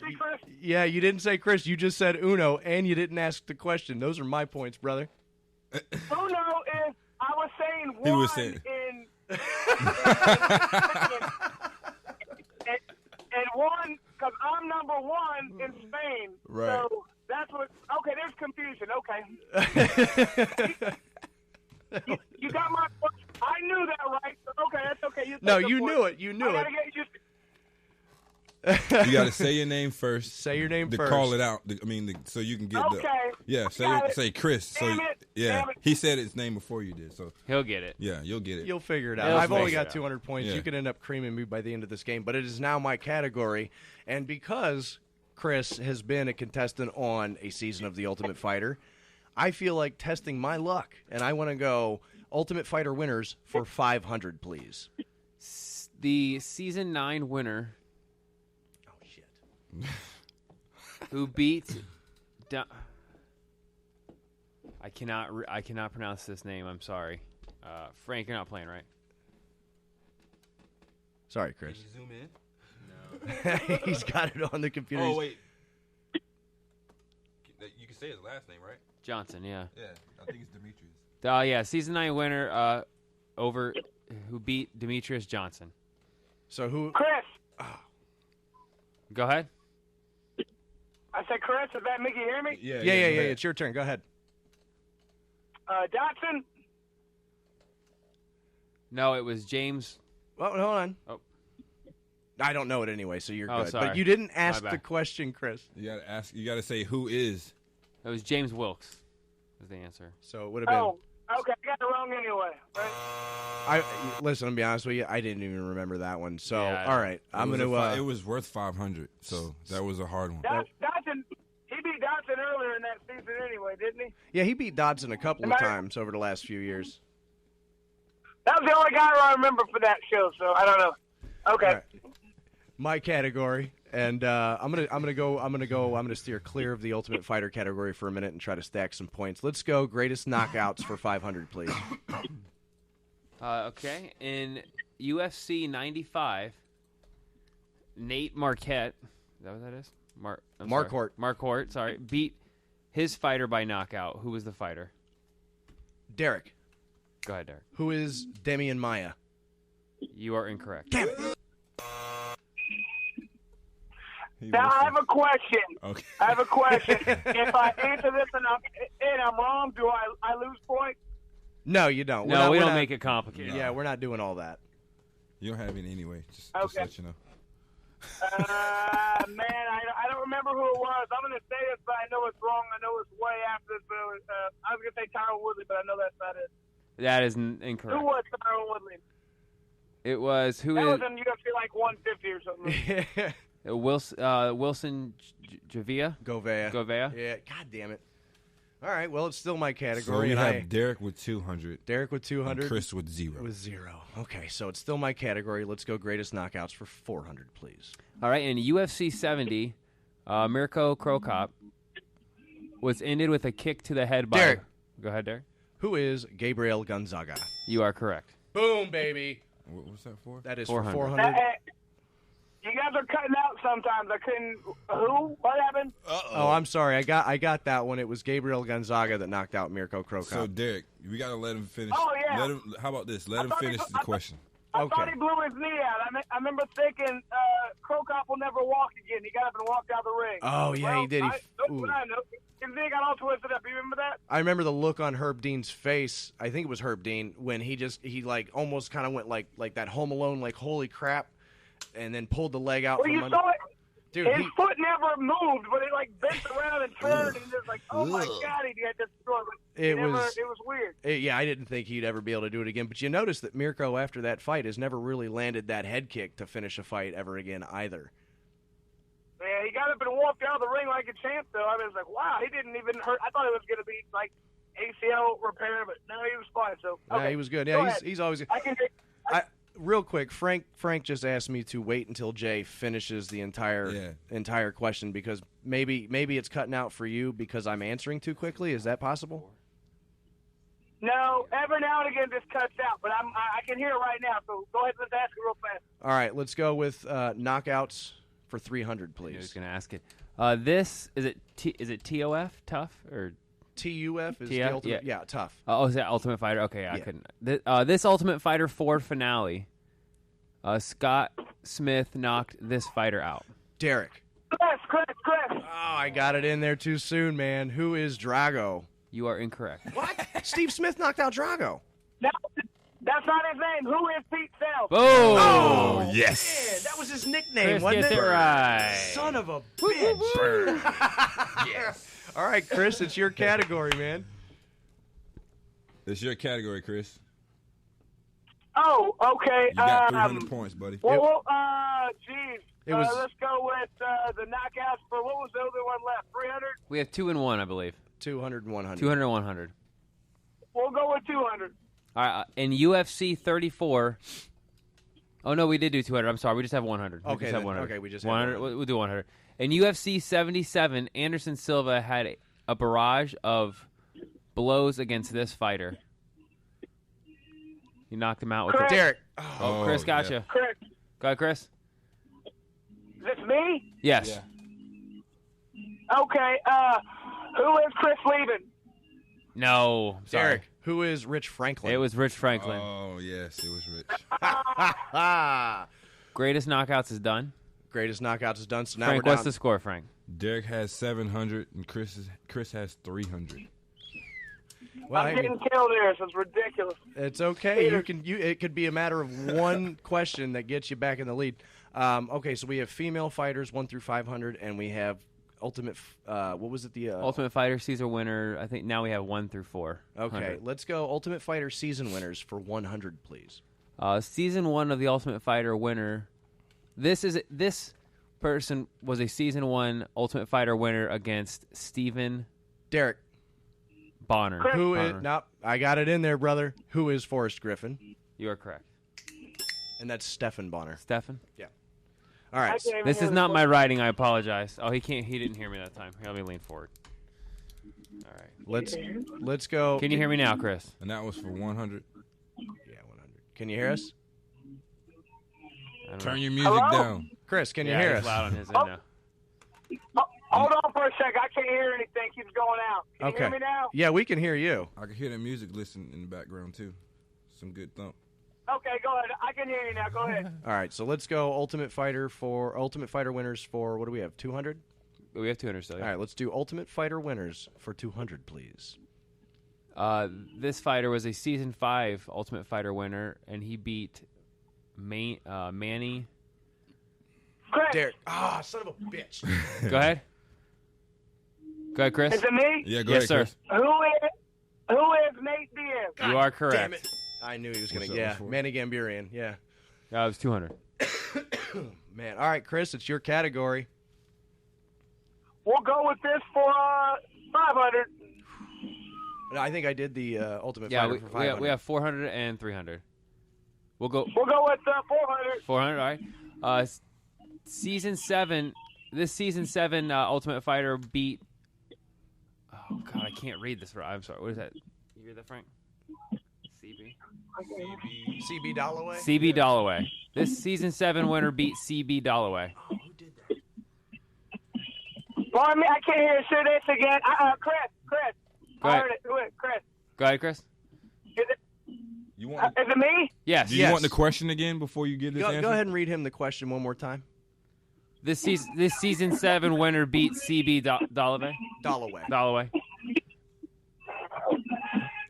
I can't. You're going in and out, but I'm going to get who is Amir? You're right. You're right. You're right. Son of a bitch. That was for 400 too, right? Oh, no. Yeah, it was. Hold on. That Is was for that 400. Amir? Is that wrong? No, you got it right. You got it right. I can't hear anything. What? Yeah, he's loud on his end, too. You got it right. We're hearing a lot on your end. There seems to be a lot of stuff. Okay, you keep. I mean, it's like every word gets cut off. I can't hear much. I did say Amir. Okay. You are correct. Right. You scored those points. Oh, okay. I thought I lost. No, you're actually catching up. Shit. You're only up. You're up. You're up Is with he? 900, and Derek has 800. Oh, get the hell out of here. All right, Chris. We'll do this category for 300, I guess. Yep. Oh shit! This Season 3 winner. The Season 3 winner, Michael Bisping over which fighter? Which fighter? Chris. Go ahead, Chris. Chris. Yes. Is that me? Yes, sir. Yes. Michael Bisping.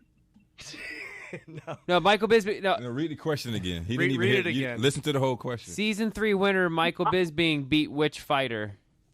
Was the fighter he beat? Oh. Okay. Never mind. To win Season 3. Who did he beat? Hey, the guy had blue hair. That's remember the all guy's I name. can remember, too. Chris Osondo. No. I'm out on this It one. was Josh Haynes. Josh Haynes, yeah. We were both wrong on that one, Chris. Can you Yeah. hear us? No points given out. You can tell he's at a Battle of the Bands. Yeah, you can tell you at a battle of the bands.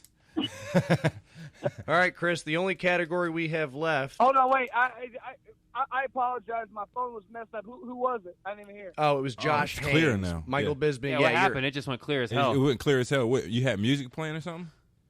Didn't realize it? No, I moved my car and my I don't know, it was just my phone. I don't know, I'm out in the middle of nowhere. So Oh my So God, it's much like clearer now. way different. We can Sounds hear like- you so much better now. Sounds like a landline, but we both got that one wrong anyway. So you're up by 100 points as it stands, and we have one more category, and that is Yes. female fighters. And I think we're 100 through 500. It's your category, Chris.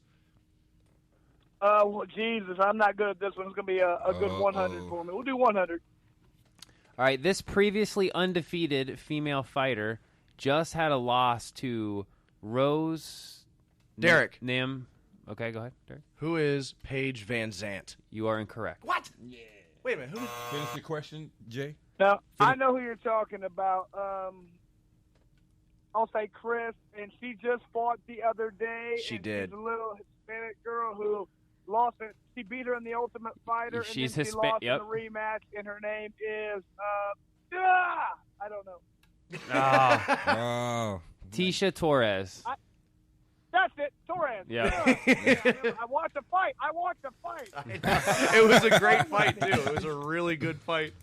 God damn it. And they were on Mike Calta's show a few weeks back. I was at work listening to it, and they had both of them in studio at the same time at a camp. In the first fight, I remember thinking, I was like, what is Rose doing? She was just doing all these jumping spin kicks and crazy stuff and didn't fight her fight, in the Ultimate Fighter for now. And then she looked good in the rematch of it. And I can't believe I didn't remember her name. Okay, go ahead. Sorry. It's your category, so, I mean, we're on female fighters, so it's, 200 through 500. Oh, yeah.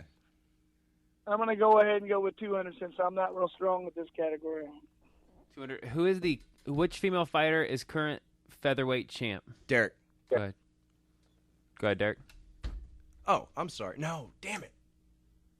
Chris. Go ahead, Chris. Derek said no. No, I'm out. It's your turn. I screwed up. Go ahead. Who is Misha Tate? No. She's bantamweight. That's what I was thinking, too.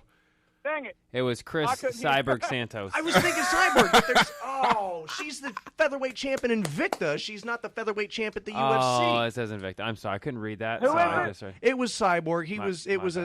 If he would have said Invicta, we would have both gotten it. Oh, yeah, it does say Invicta. It looked like it said it was a featherweight. She needs to work on that. Cigna wrote everything down for us and emailed it to us. Sorry, Cigna, you got chicken scratch. That's better than my handwriting, I can't lie. All right, so Chris, once again, your category. And what do we got? We're trying to make Chris win. Well, Chris will go with 500 because I can't get one of these right. I might as well go lose I big. hope you get this one right. Lose small. All right. 500. This female fighter had a 2012 documentary, Fight for It. The name of it was made about her. She had a documentary called Fight for It. Go ahead, Chris. Who was Ronda Rousey? No. I'm going to throw one out there and say Derek. So. Derek for the steal. Who is Gina Carano? You were also correct. I'm just throwing one out there. It was Leslie Smith. Oh, God damn it. Really? Cigna said something about that a couple of weeks back. Yeah, she's fighting Cyborg tonight. Damn it. Yeah, I knew she was, and if I was going to bet on one fight for all my money, it would be on Cyborg. Yeah. With a name like Cyborg, I would bet my money too. Leslie Smith, I just think she's going to get beat. So, we have 3 and 4. I'll just go ahead and write it out here since we got down the last two. It doesn't matter. I can't get to these. I'm doing terrible. All right. Yeah, me too. I don't deserve to win, by the way. Female fighter for 300. Cyborg beat this fighter with a TKO at the 4-minute and 59-second mark of the first round in their 2009 fight. Derek, who is Gina Carano? You are correct. Thank God I'm back in the lead, baby. Woo! Dang it, I'm not going to be able to beat you now. We've got one more. Kill it out. One more before Final Jeopardy. This is for 400. This champ is a 6-time world Muay Thai champion. This female fighter. 6-time Muay Thai world champion. I just watched her fight the other day. Okay, Chris. Yes, Chris. Jermaine. Who is Jermaine? No. I don't know that one either, so I'm going to say Derek, and I'm going to... Oh, what was her name? Wait. Is it... Who is... Oh, wait. No. That was for 400, right? Yeah. Right there. I think that's what that's... No. See? Go ahead, Derek. Well, now that you guys are thinking it might be Jermaine. No, it's not Jermaine. He couldn't read it. Okay, I'm going to say who is Karolina Kowalkiewicz. You're incorrect. It was Joanna Jędrzejczyk. God damn it. All right, well, I'm still in the lead. All right, Chris. All right, so this is final. Who was it? It was Joanna Jędrzejczyk. Joanna Chicken Chick. The current, it was? Yeah, the current strawweight champion. Okay, who's that girl I watched the other day? She fought over in the Netherlands, and she was like undefeated Muay Thai girl, Jermaine Stumper. Are you thinking? Karolina Kowalkiewicz was on that card, and she beat up a girl. She beat up Heather Joe. Oh shit, I'm forgetting the name. Heather Joe Johnson. I thought it was a girl named Jermaine because I remember thinking that's not a very Joe feminine Hot name. Sausage. I don't remember. I've never seen her before. That might have been on a prelim that I'm sorry, I don't remember that one. But yeah, I'll have to Yeah, look it up when I go I home. think it was. Oh, I think it was. right But I don't on. know. She was like 5'8". She knocked out a girl who was 5'3" and hit her with the knee in the stomach, and I was like, ooh. Oh, damn it. That's right. I did see that one. Mm-hmm. Fuck, I forgot I the can't name. remember her name. It was Jermaine something or other, or some foreign name. Those don't count. So. All right, so here's the deal, Chris. We got Final Jeopardy here. Frank, what's the tally? Final Jeopardy. What's the score? The score is Derek with 1,100 and Chris with 900. Okay, so 200-point game. 200-point game. So for Final Jeopardy, now we obviously can't see what you're doing and you can't see what I'm doing, but the idea of Final Jeopardy is just the same. We've got 30 seconds to think about it. He's going to play the music after he asks the questions. You can bet as many of your points or none of them as you He'll want. go first. That way he can't. Yeah. So basically, you'll go first. You'll tell us how many points you've bet, and then you'll give us what your question is, and then I'll do the same. So we've got 30 seconds. Jay, Final Jeopardy. All right. These fighters were the coaches for the Season 9 season of the Ultimate Fighter UK. Who were they? Hold on. I can't. That Can music. you redo that again? I can't hear. Yeah, we're starting to get Hold that on. feedback that we were getting a few moments ago. Yeah, I can't. I didn't hear any of that. Can you hear me now? Yeah, I can hear you now. Okay. Who were the coaches for Season 9 of the Ultimate Fighter in UK? Who were the two coaches? Okay, hold on one second. Yep, you got 30 seconds. You have 30 seconds, and then we'll come to you. Okay, Season 9. Okay, I remember that. I think I remember.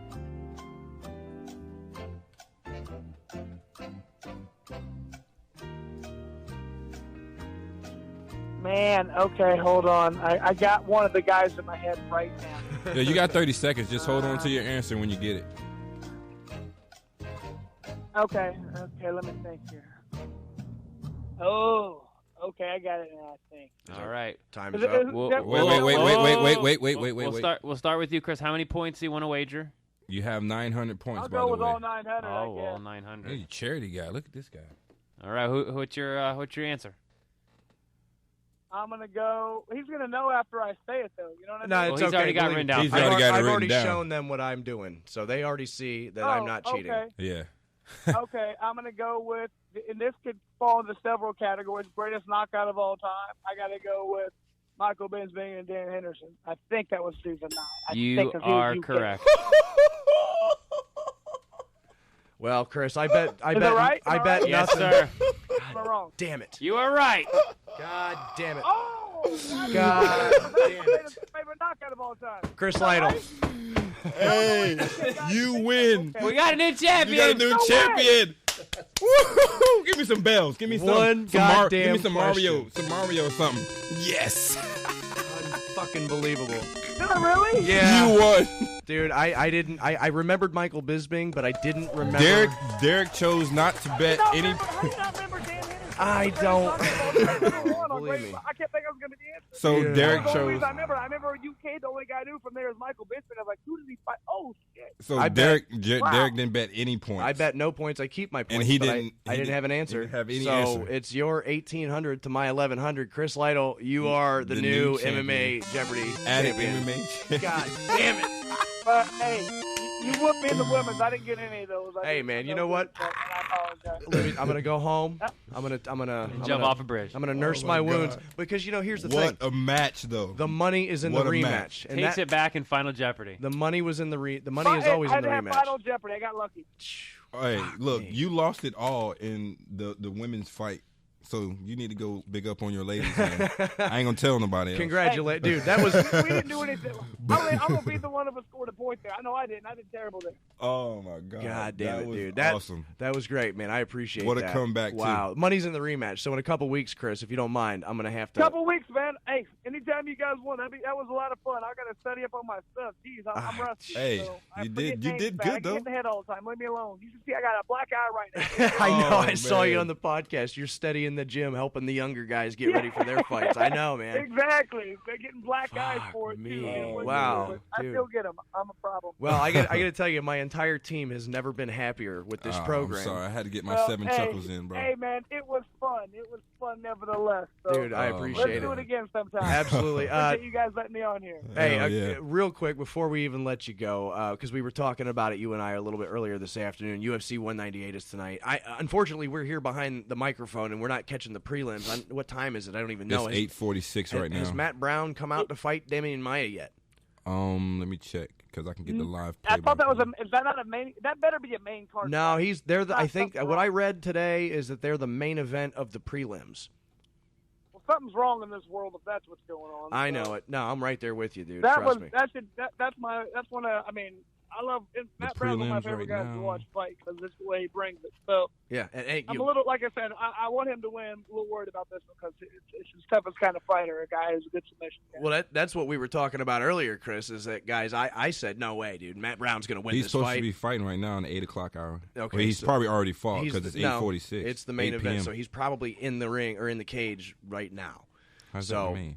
That fight's probably going For on as we're prelims? talking. Yeah, prelim main event is right before. Oh no, wait a minute. He's the first. Him and Damian Maia is the first fight. No, that's just the one that they're advertising to get you to watch. But the main event. Okay, so no, we've still got another hour before that fight happens because the main card doesn't start until 10. So the main. Yes. Okay. Yeah, you got another hour. So we got another hour before Matt Brown and Damian Maia fight. But now Chris and I were talking for a little bit earlier. We were shooting text messages back and forth, and he was just saying, like he just said just now, that he's worried about Matt Brown with that submission skills of Damian Maia.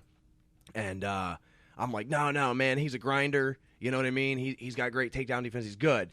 But then I'm sitting there talking to Chris, and I went, wait a minute. I know Chris beat him. Right. And I because there's so many fights over the years, I forget. And I actually, while I was texting with him, I went, wait a minute. I had to go back to Google and go, how did Chris Lytle beat Matt Brown? And it was like a arm triangle, arm bar scenario, something to that effect. Yeah. And so I went, holy crap. You know what? Go ahead. I've actually fought Matt Brown twice, and I've actually submitted him twice. So that's why I know that I was like, you know, submission, you know something I don't know. and then you kind of laughed at me and said, well, dude, that's his weakness. So, but I mean, Damian Maia, his takedowns are not necessarily the strongest. So I know. I mean, Matt's very smart, and if he can like keep it on his feet, he will. He's not gonna let him take it down. But I mean, he can grind it out and beat him up horribly, or if it goes at the ground. I mean, my only thing, if it were in America, I think he beats him. But you know, sometimes those Brazilian guys get all hyped up and they somehow pull off some stuff, get a guy at the ground, and you just never know. In Brazil, it's just a little bit. You know, they tend to win a lot more there, and everybody, like, I didn't pick, who ought to win. You know, I picked Corey Anderson to beat him, and I picked Stipe to win. So I was like, man, I can't pick all Americans. You know, but some of them are going to lose, aren't they? I don't know, man. Verdum in the weigh-ins kind of looked more hyped up than he usually. I don't mean hyped up like ready. I mean like he looked more nervous standing in front of Stipe than he did against Cain Velasquez. And Stipe's got one-punch power, dude, and he's got 70% takedown defense. I got a good feeling that tonight could be Stipe's night. Well, not only that, but Stipe has one-punch power, but he also has good boxing skills where he moves around. Like, he's not going to engage if he doesn't have to. He'll out-jab him, and he'll just move around and make Verdum come at him in a bad way, and he won't be there. I just think he moves too well, and he's hard to take down. I think he's too big and strong and athletic for me. I don't see Verdum beat. So yeah, that's what I think. Pretty much the same way I feel about it.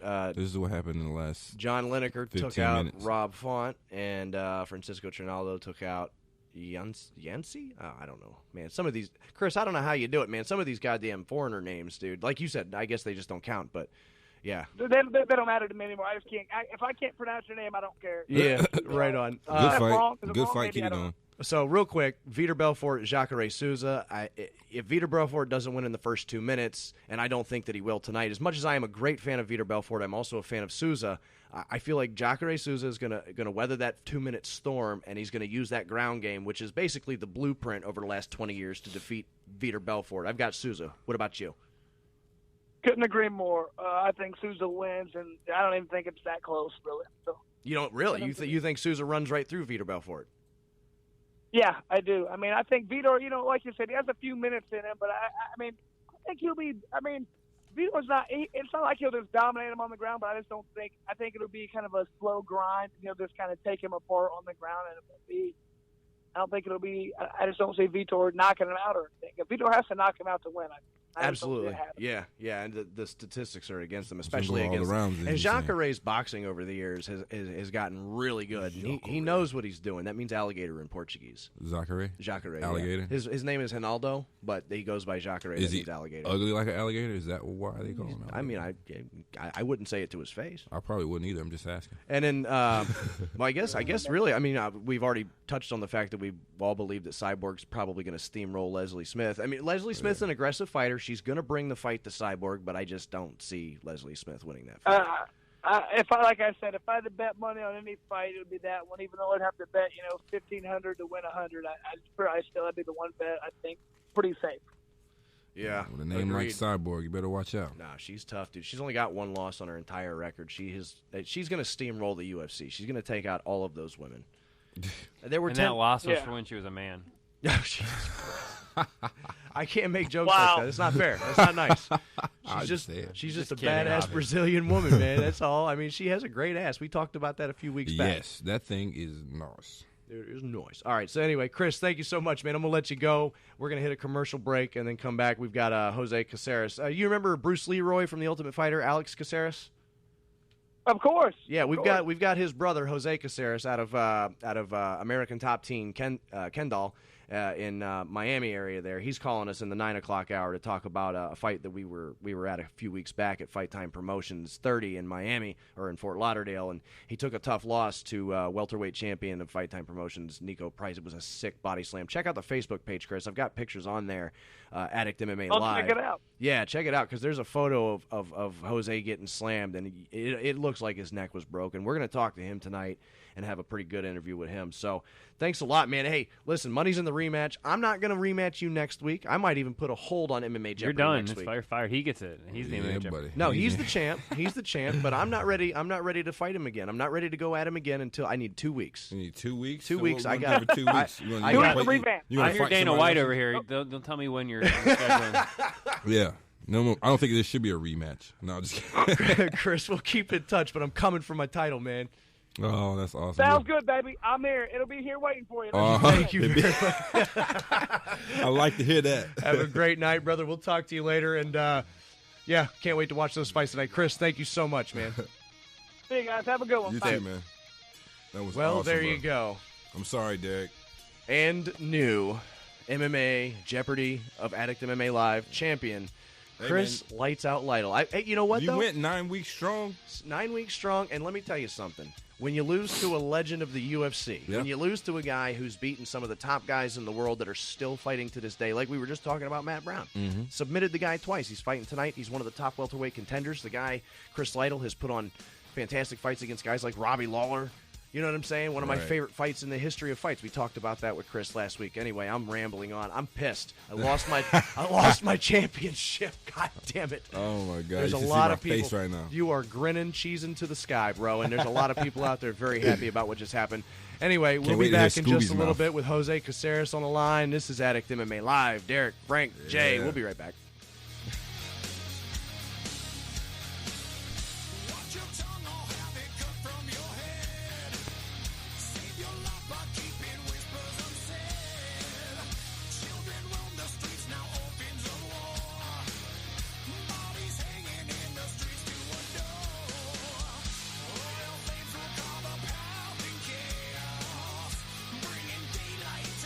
Hey guys, how we doing? This is Evan from the Bee and the Soup Bed Show. I'm here with Rita from J Dub's Brewing Company, and we're in studio. How are we doing today, Rita? Good, how are you? Excellent. Hey, I know you have a fantastic brewery over there. Please tell me a little bit about it. The brewery itself has a tasting room. It has 10 tap lines, so you can find anything that you want, from a light to a dark flavor. So whatever you like, you can get it? Absolutely, we got a flavor for you. Perfect. Also, tell me a little bit about the beer garden I'm hearing so much about. We got a big backyard out back. We're kid friendly, we're dog friendly, so you can come bring your family and friends and just have a good time, play some games and drink some beer. Excellent. And then you guys got food? Absolutely, we got food trucks every day around 5 o'clock. We're open Wednesday through Sunday, noon to midnight. Excellent. Hey, I hear a rumor that you guys do something cool over there on Wednesdays. We do. We have free yoga on Wednesday evening starting at 6:30. Come hang out and drink a beer and stretch it out. And that sounds like a great way to spend a Wednesday, I'll tell you. 1215 Mango Avenue, Sarasota, Florida. 941-955-2739. And what about social media? Go to jdubsbrewing.com and you'll find everything right there. You guys are by far the best brewery in town, and we're proud to have you guys as our sponsor. Come on out there, have a drink with us, and we'll sit around and have a good time. Cheers, guys. Looking for the best breakfast place in Sarasota? Look no further. Downtown Word of Mouth, the official breakfast and lunch restaurant of the BS Show. Located at 711 South Osprey Avenue, Sarasota. Open 7 days a week. For special catering events, call 941-365-1800. Again, that's 941-365-1800. Don't forget, we are pet friendly with our doggy dining. Like us on Facebook, Word of Mouth SRQ. Downtown Word of Mouth. Tell them the BS Show sent you. So, Evan, you want to make the other announcement? I know you're excited and happy. We do have a fantastic new sponsor, absolutely. We are now very lucky to have Rico's Pizza as a sponsor for us. 6547 Gateway Avenue in Gulf Cape. They're open from 11 a.m. to 10 p.m., 7 days a week. They've been there 17 years. Jump anywhere. online, ricospizza2go.com. Give them a phone call at 941-922-9604. We did find out today that you mentioned the 444 Radio or the BS Show from 444 Radio, you will get 20% off your tab. Give them a phone call, guys, 941-922-9604 or ricospizza2go.com. Rocket Man provides everything you need to get your groove on. You'll find a wide variety of products from your favorite musical bands, incense, to a full line of top-rated local and domestic blown glass, hookahs, and shisha. Not to mention hempware, body cleansers, and so much more. Swing by and check Rocket Man out 7 days a week at 2635 Mall Drive in Gulf Gate, Sarasota. Give him a call at 941-923-2096. That's 941-923-2096. Rocket Man is a Sarasota favorite, family owned and operated for more than 15 years. So stop by Rocket Man and get your groove on. Hello, my name is Stephen Dennis. I have a business here in town called Need a Man 2 LLC, handyman service. We take care of Venice, Sarasota, Northport, Bradenton. I've been doing home repair for 35 years. I also was an air conditioning service tech for 15 years. I'm licensed, I'm insured. We have all different phases of home repairs, anything from hang a picture to complete remodels in bathrooms and kitchens. No job is too small. My email is needaman2@gmail.com. My number is 941-232-2776. Again, that is 941-232-2776. Need a Man 2 LLC. Thank you and have a great day.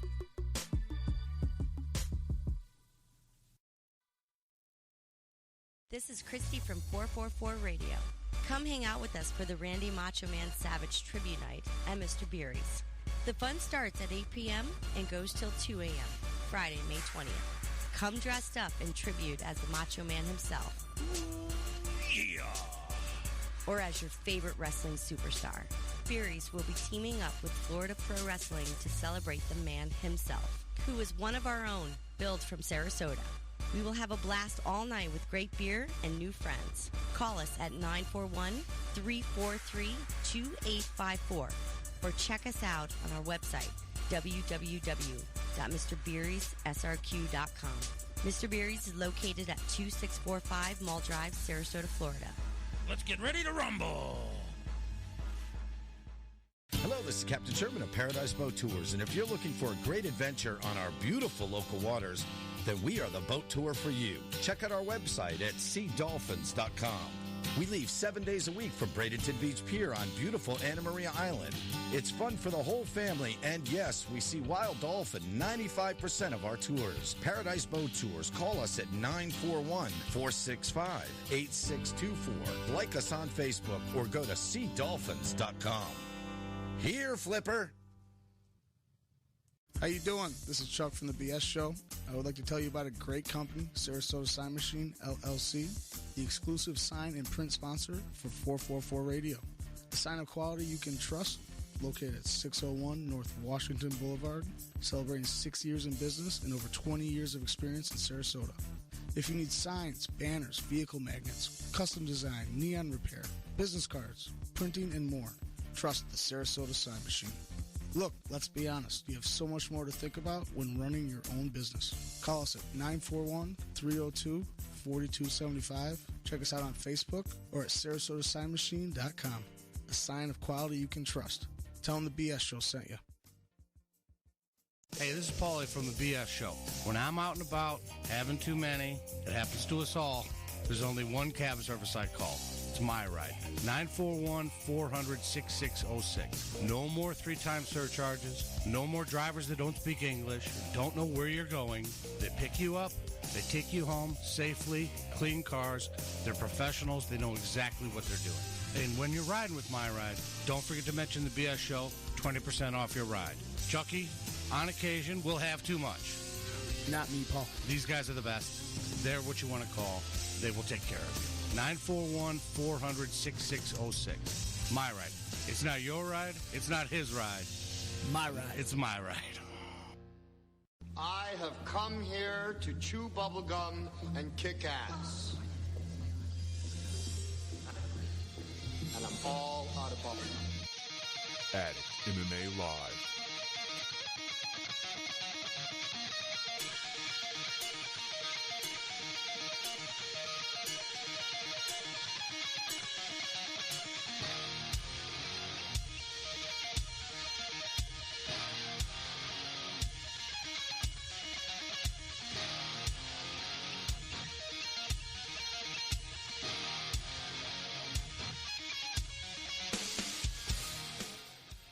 Welcome back.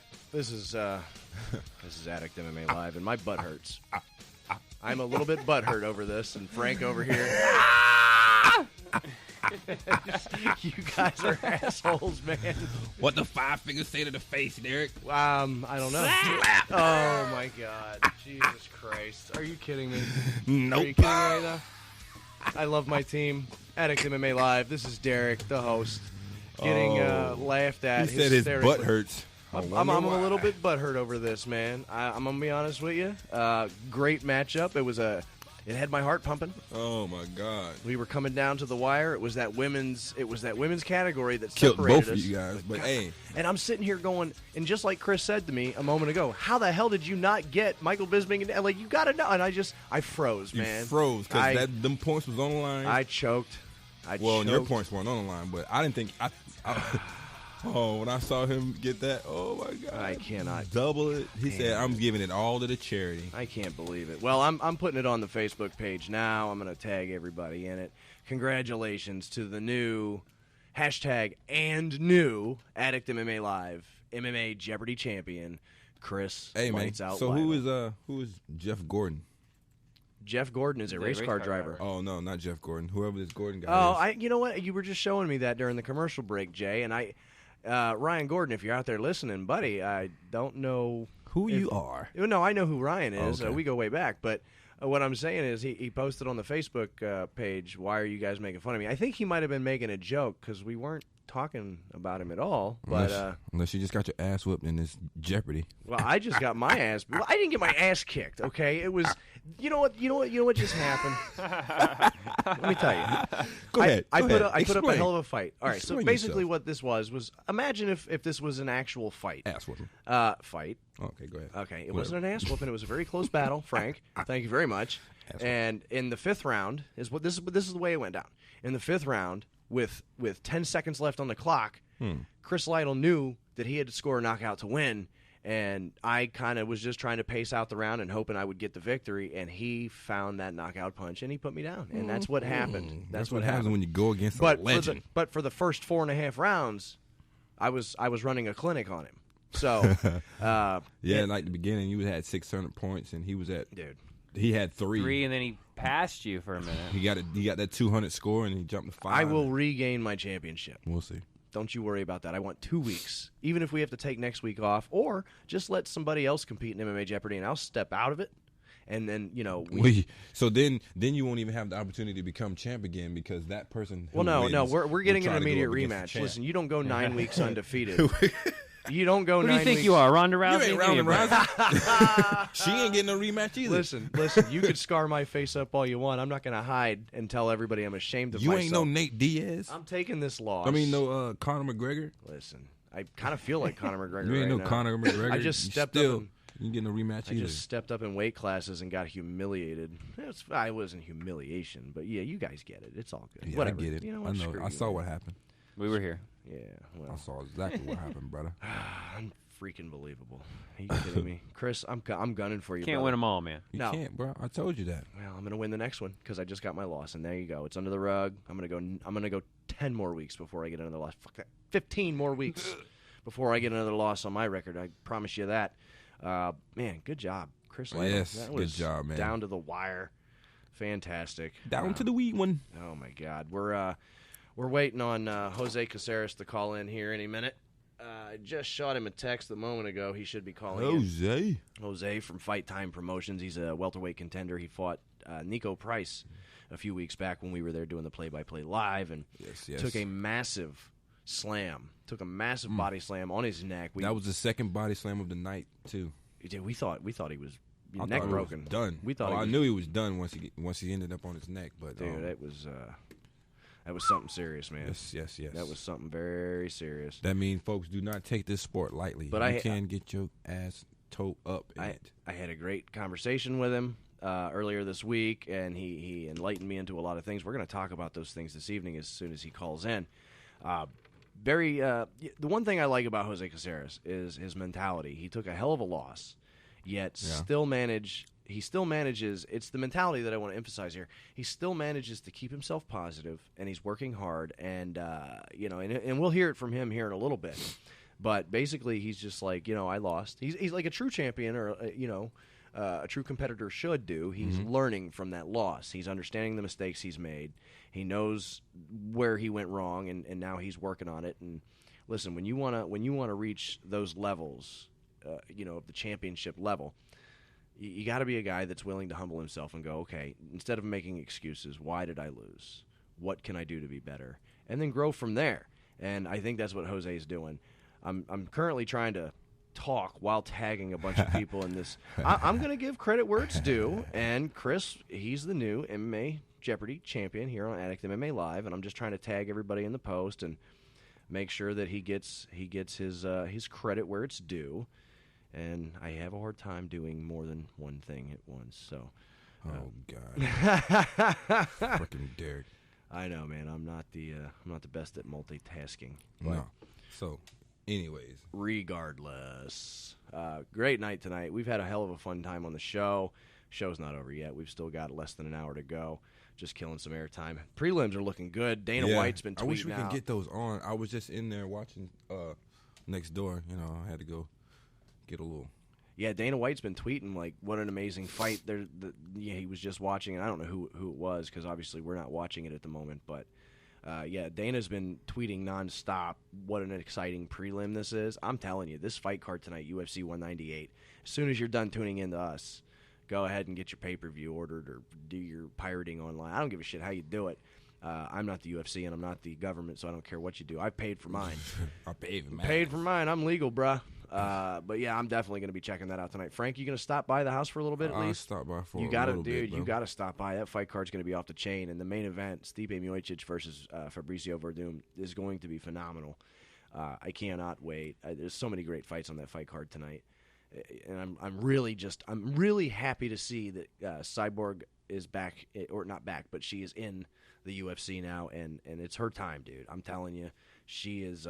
She's gonna run just a massively big hole through this whole women's division. She is gonna clear it out. She is gonna destroy all of these ladies. That's my opinion. But I guarantee you, never will she fight Ronda Rousey because Ronda Rousey will not fight her. Promise you that. She ain't ready for that. I don't think she'll ever be ready. Plus, she's just signed, what we talked about last week, a three movie fight deal with Lifetime for Women to do women empowerment movies. So, I don't know, man. Ronda Rousey, probably not going to be. Probably. All right, cool. Yeah, Jose will be here. Yeah, he's just got the confirmation from him. I'll just go ahead and tell him to call now if he wants. Because why not? My phone's going off. Twitter is blowing up tonight. This UFC fight card is kicking ass already, and it's only in the prelims. Yeah, it's going down right now. Is it? Are you checking out the stats? Well, hold on. Yeah, I was checking out a little bit of stats. What have you got going on there? Got to refresh it. I'm just texting Jose Caceres to go ahead and call in now because why not? Because I'm going to be honest with you, we're going to fill up a lot of airtime with him tonight. He's got a lot to say, and it's worth listening to. 2 minutes ago. Yeah, Thiago Santos versus Nate Marquardt is up next, and that was just a minute ago. That's Dana White tweeting out. So that's going to be a good Francisco Tornado and Yancy Mardodos or whatever, however you pronounce his name, stretches a win streak to 6. Nice. Nicely done. Yeah, the Mardodos prelims falls to 3-4 inside the octagon. I'm looking for Nate Marquardt to win this fight tonight. I only say that because I hope he will, because he's not been doing the best he's ever done, recently in the last couple of years of the UFC. Nate Marquardt was a guy that at one point in time we were sure he was going to be middleweight champion, and then the competition just got too stiff for him somehow, and he ended up he lost a couple of fights. He lost a knockout. I think he got kind of demoted from the UFC for a moment and then has made a comeback. But now he's fighting out of the welterweight division. And it's unfortunate because Nate Marquardt is like, a multiple time, and I don't even off the top of my head remember how many championships he's held, but he's a pancration champion. Pancration. You know what I mean? He's been champion everywhere except for the UFC. Here's our phone call. We got our buddy Jose calling in. So, bringing to you, as promised, good buddy of the show, Addict MMA Live, welcoming Jose Caceres. Jose, how the hell are you, man? I'm doing good, man. How are you? Fantastic, dude. Good. Doing, Glad Jose? to have you on. I got to be honest with you. I can't wait to have a great interview with you, but I'm a little sad right now because I just lost my MMA Jeopardy championship to Chris Lights Out Lytle. Yeah. What? Yeah, lost that 9-week streak. I had a 9-week streak, man, and he took it from me in Final Jeopardy. I'm going to come back in the rematch. No big deal. It was a good fight, though. Yeah. It was a good fight, but he lost it. I had it all the way up until the end. Well, there was one moment where he had the lead, but he ended up taking it from me in Final Jeopardy on a question that I should have been able to answer, but I choked. You can't win them all, bro. Dang. He been talking cash shit too the whole time. I was talking a lot of trash. I was pulling a Conor McGregor here. I feel like I was Conor McGregor taking on Nate Diaz tonight is what I feel like. Hey, and we got Joe over here, Joe Rogan and Dana White. No rematch. No rematch. Yeah, these my team. Jose, I'm gonna tell you what. Yeah, we're on his squad, but we. What's up? This is my team, but they were all pulling for me to lose tonight. Yeah. Oh, really? Yeah. Could you imagine if you went to fight and, let's say you were fighting at Fight Time 31 or Fight Time 32 and your entire training camp, your corner is behind you going, kick his ass, whoever Jose is. You know what I mean? Yeah, like they're pulling for the other team. They won't say it in front of your No face. way, I couldn't They won't imagine say it in that, front of man. your face, but we will. Well, Jose, But it's all good love here. We though. were just talking about you right before you called in, and I was telling the guys that you and I had a pretty decent conversation earlier this week, and I feel like this is going to be probably the best interview of the night, simply because, like we talked about earlier this week, Jose, we don't want to dwell on it too much, but you took a hell of a tough loss to Nico Price a few weeks back at Fight Time 30 for the welterweight championship. Yes, sir. You took a slam that would have put most normal human beings out. And you still were able to stand up on your own 2 feet. But the one thing I want to emphasize tonight, and this is what I was telling my team here, is that after the fact, your mentality is that of a winner. You have a winning mentality, a championship mentality, and you're not making excuses. You know exactly what happened, and you're staying positive. If you follow Jose on Instagram or Snapchat or whatever it is, Facebook, you'll see that this guy keeps himself completely positive. So, Jose, what are your thoughts? We're about, 3 weeks removed? Yeah. Yeah, man. No, 3 weeks ago when I fought Nico Price, I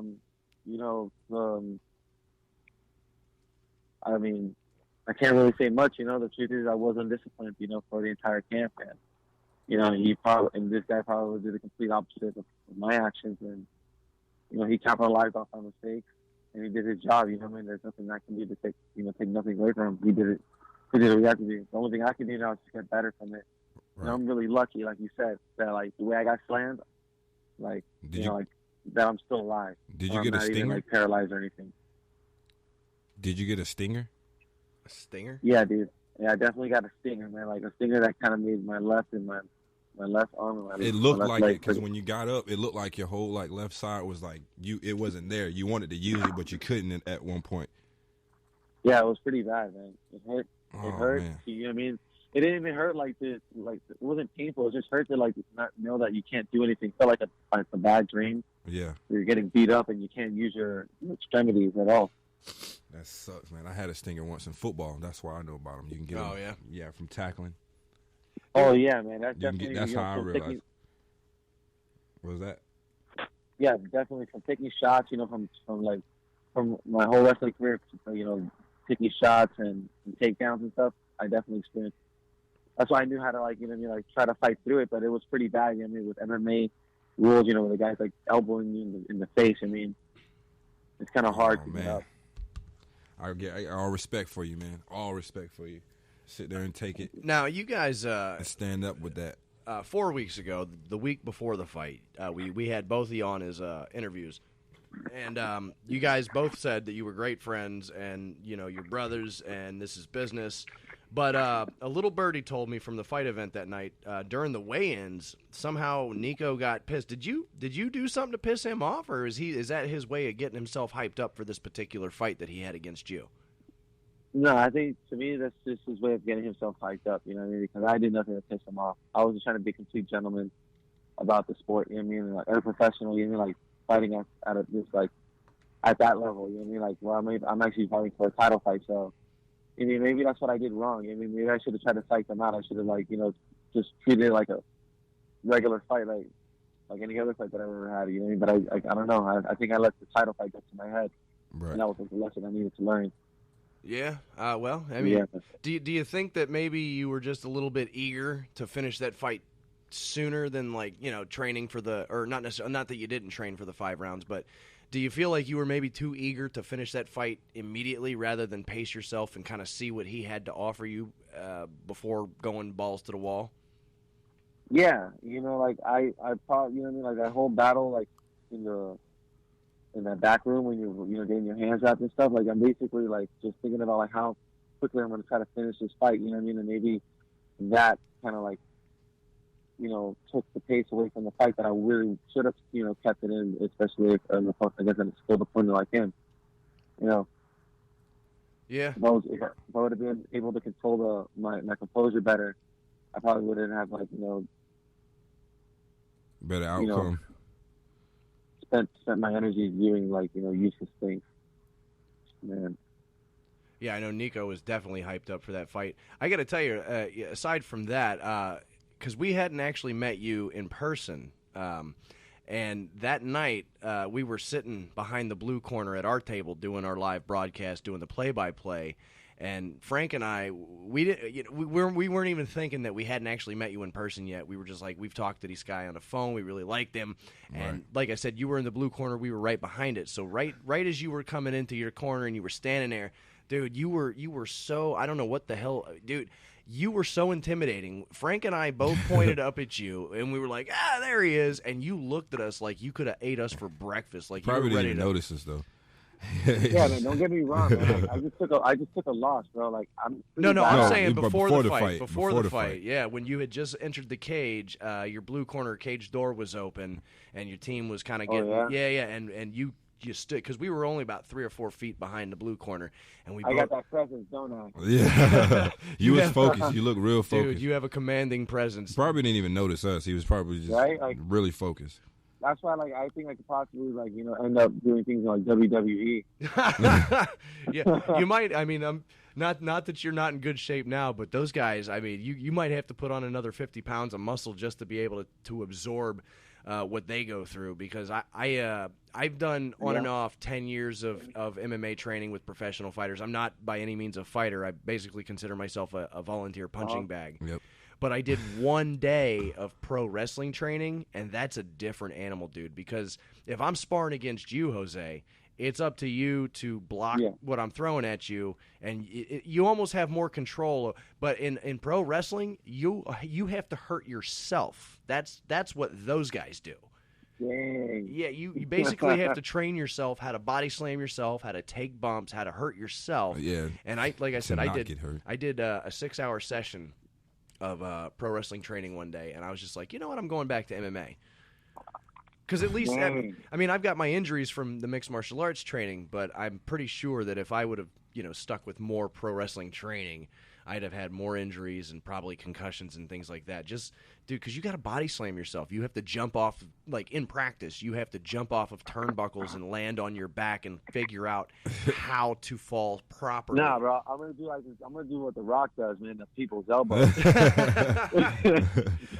You are the Fresh Prince of Kendall. Throw them bows. You know what I'm saying? Yeah, you could mix up like the people's elbow with whatever it is John Cena does with the 5-knuckle shuffle and make your own kind of little shimmy dance. There you go, bro. You know what I'm saying? Hell yeah! So I think we found your B. Your B like list. Your background. Your background. What you're gonna fall on. I'm back on path, man. Thank you, Lord. So, what was it you think that really kind of, I think, how am I trying to put this? But what was it that you think that held you up from winning that fight that night, or what was it that you feel like that you did maybe incorrectly before the Nico fight?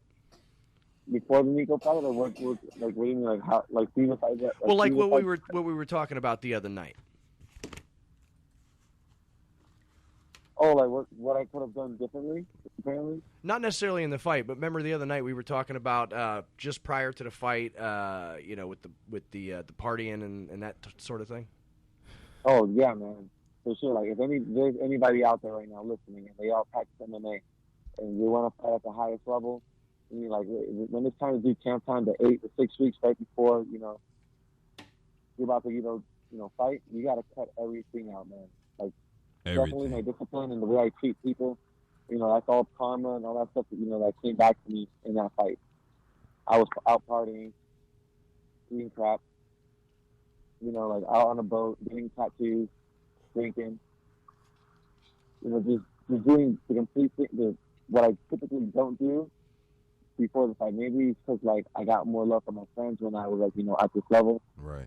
So people are like I got more attention and everybody wants to hang out with me because I'm like fighting for the belt, and people are like, oh, I can't wait till you win.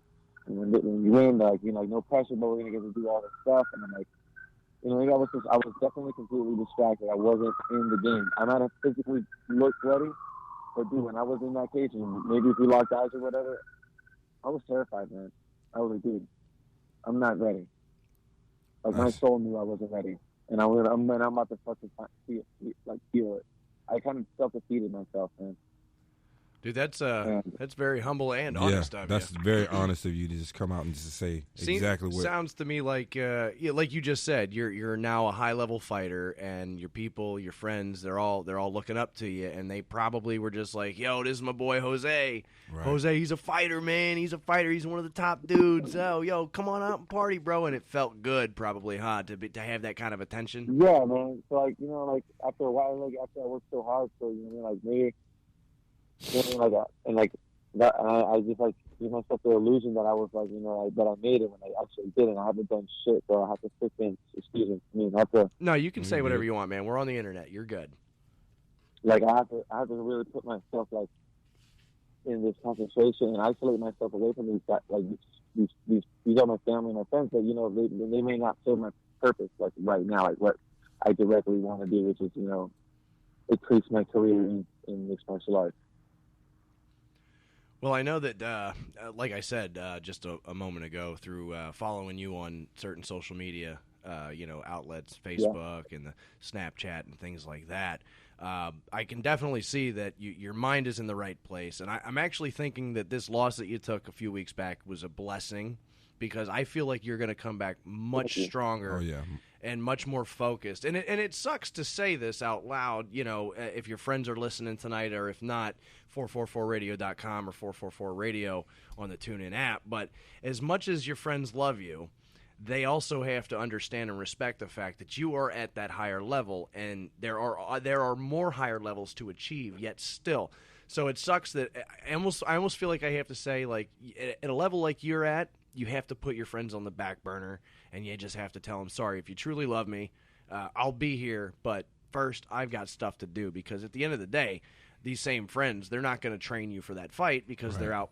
partying and doing their own thing and having a good time. So I feel like you're in the right mindset now, and it might have been a good thing for you. I mean, you're not that old of a guy. What are you, 28 or something like that, 29, something like that? Yeah, 28, sponsored 29. Right on. So you're starting to reach the age of the 30s, which I think, for me is where where we start to really kind of get what we're supposed to do. I mean, I'm almost 35, man. We're the same age. Frank, not me. Frank is your age as well, but I'll be 29. I'm not that much older than you guys. Quit treating me like I'm an old man. Hey, you treat yourself like that. You know what? Sometimes I feel like an old man with some of the crazy stuff I've done. Are you kidding me? Jesus Christ. Yeah, it's unbelievable. I'm still a little bit reckless, and goddamn it, my son is sitting behind me now. My almost 9-year-old son. He hangs out with us every Saturday because he just loves being a part of everything. He just likes hanging out with his dad. But you know what? He is a spitting image of me, and I worry about this kid because he's going to be crazy as hell, just like I was. Hopefully not as crazy. Hopefully I can teach him a little bit different. But no, dude, I'm fully confident. And I can't wait to see you back in action again. When's your next fight? When are you fighting again? Do you know? Yeah, bro, I'm projecting my next fight's going to be in August. The August card for Fight Time. Fantastic. We got June 24th, and then we have August. Oh, okay. Sweet. Okay. Are you?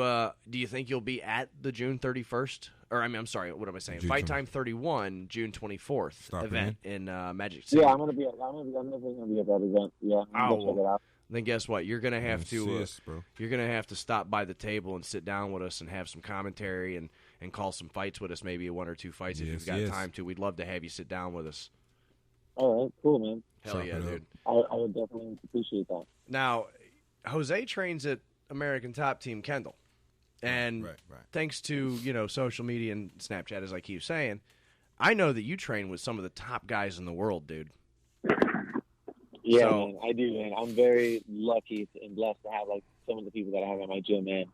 I do. I mean, just to drop a name, if I may, Yoel Romero, one of the very top guys in the middleweight division in the world in the UFC right now. Yeah, man. You know what? And I actually got to spar with him today. How was that, dude? He's a beast. On the 5th round, bro. How was that? It was awesome. You said butt on the 5th round. What happened?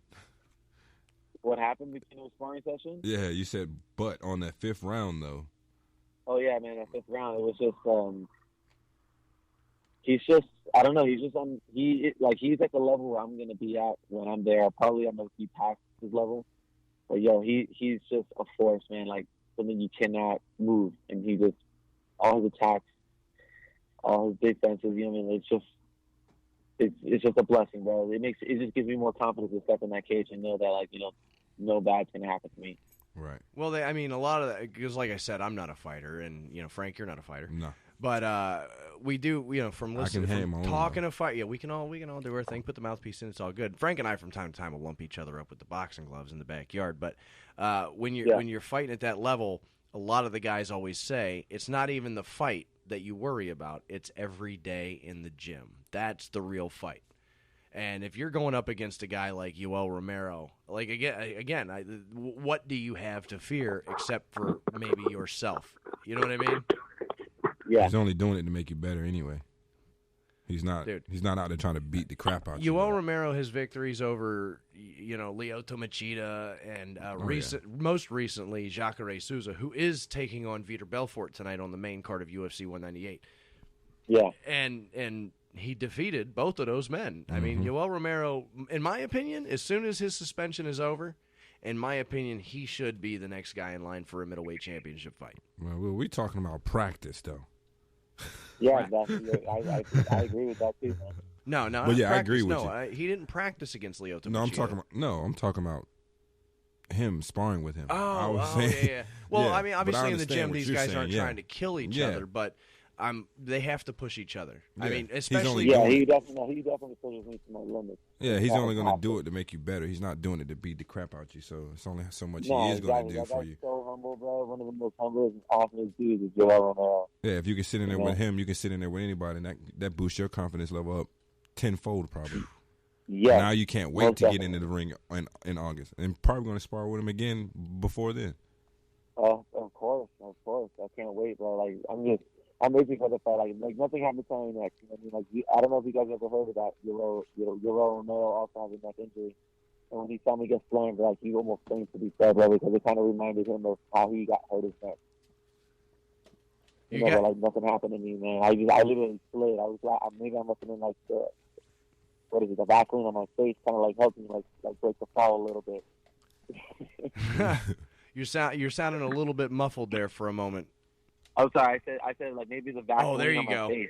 Perfect. The Vaseline on my face kind of broke the fall a little bit. Like that's a very little protection we have. I don't know how you do it, man. Listen, and I just said, what did I say it to Josh Emmett earlier at the beginning of the program? Josh Emmett just fought in his UFC debut at UFC Fight Night 87 last Sunday in Rotterdam. And Jose, do you remember last week he was the guy that broke his finger at the top of the prelim card and his Oh yeah. Yeah, well, we talked to him earlier this evening at the beginning of the program, and I'm going to say the same thing to you that I said to him, and it's, you guys, you take a slam like that on your neck, you break your fingers or your toes, and you still fight. You still do your best to hang in there, and you don't give up. If I stub my freaking toe on the couch, I'm out. I'm out for like a half hour, dude. Right. I'm crying. I'm calling my mom. You know what I mean? I'm like, what am I gonna do? Because like one surprises you, you know what I mean, and the other one's like it's coming. So it's like, yeah, that's a good point. If when you know things are coming, it kind of hurts less. But when things surprise you, just like anything in life, breakups and relationships, car accidents, they hurt. It's in the heart. Yeah, that's a good Yeah. point. Wow. Are you checking out the fight tonight, UFC 198? I got an upset for you, Derek. You know what? I'm just following it up on the social medias and seeing the results and stuff because I'm going to go out tonight to Blackbird somewhere downtown. Right on.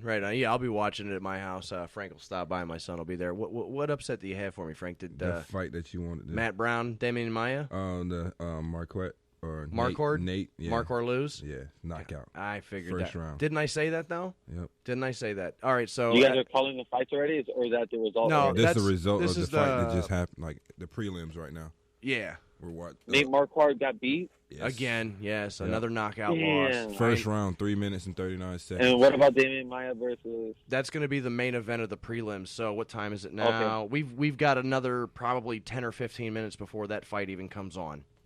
Oh man! Hold on. Dana White just tweeted. Dana White just tweeted less than 10 minutes ago that Matt Brown versus Damian Maia is up next on Fox Sports 1. Oh man, that's gonna be a good one. Yeah, he got punched with a left. Oh man, Marquardt has been dropping from those punches lately, and it sucks, dude. Because like I was just saying before Jose called in, he was a Pancration champion. He's held multiple championships all over the world. But man, he just never was ever able to bring it home in the UFC. He got punched. He got a left kick, blocked with his hands, and then he went down, and then he was on the mat and getting striked out. So who do you like in the main event tonight, Jose, between Stipe Miocic and Fabricio Verdum? I'm gonna go with Verdum. Oh, really? Yeah, I like Verdum's. I like Verdum's jiu-jitsu style, and like he may have a slow pace, but he's a tactician to me, and I think he's going to do better against Steve McCoy. Over the last few years, he's really kind of found a home in his stand-up ability, and he's a pretty dynamic striker. So I think he's going to give Stipe a hell of a challenge, but I got to disagree with you on this main event. I'm looking at Stipe to win this. He's got a 70% takedown defense.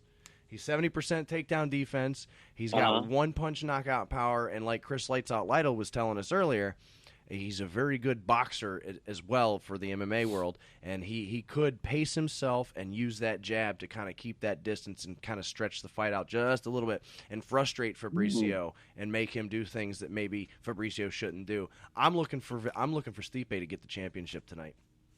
Okay. We might have. Yeah. Keep in touch tonight, baby, because I'm pretty sure that's going to happen. And obviously Vitor Belfort in the co-main event against Jacare Souza, who we were just talking about, who lost to Yoel, your training partner. Who do you like, Yoel? I'm sorry, not Yoel, but who do you like, Jacare versus Belfort? Who do I like? I like Belfort better than Jacare because I just see when I saw Jacare fight Yoel, I just didn't see his. I don't see as much he's not well rounded as I see Vitor Belfort as being as more well rounded.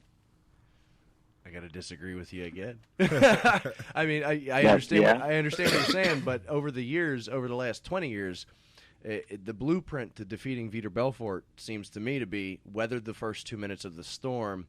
Take him to the ground. He was a black belt in Brazilian Jiu-Jitsu, and when he was 19 years old, he was introduced into the sport, and they called him a little Gracie. But name one time in his entire career that you can remember that Vitor Belfort has ever won via submission or anything like that. It just doesn't happen. A good wrestler or a good ground tacticianer, such as a Jacare Souza, in my opinion, can definitely, if he can get past the first 2 minutes of Vitor Belfort throwing those machine gun punches, in my opinion, I think Jacare's got what it takes to pace the fight enough to get it to the ground. And I'm going to go back to what Chris Lytle said this evening because I agreed with it, and it was the best way to say it. It might not be the most exciting fight you've seen, but Jacare will probably end up stretching the fight out and just working that ground game until he gets a decision victory.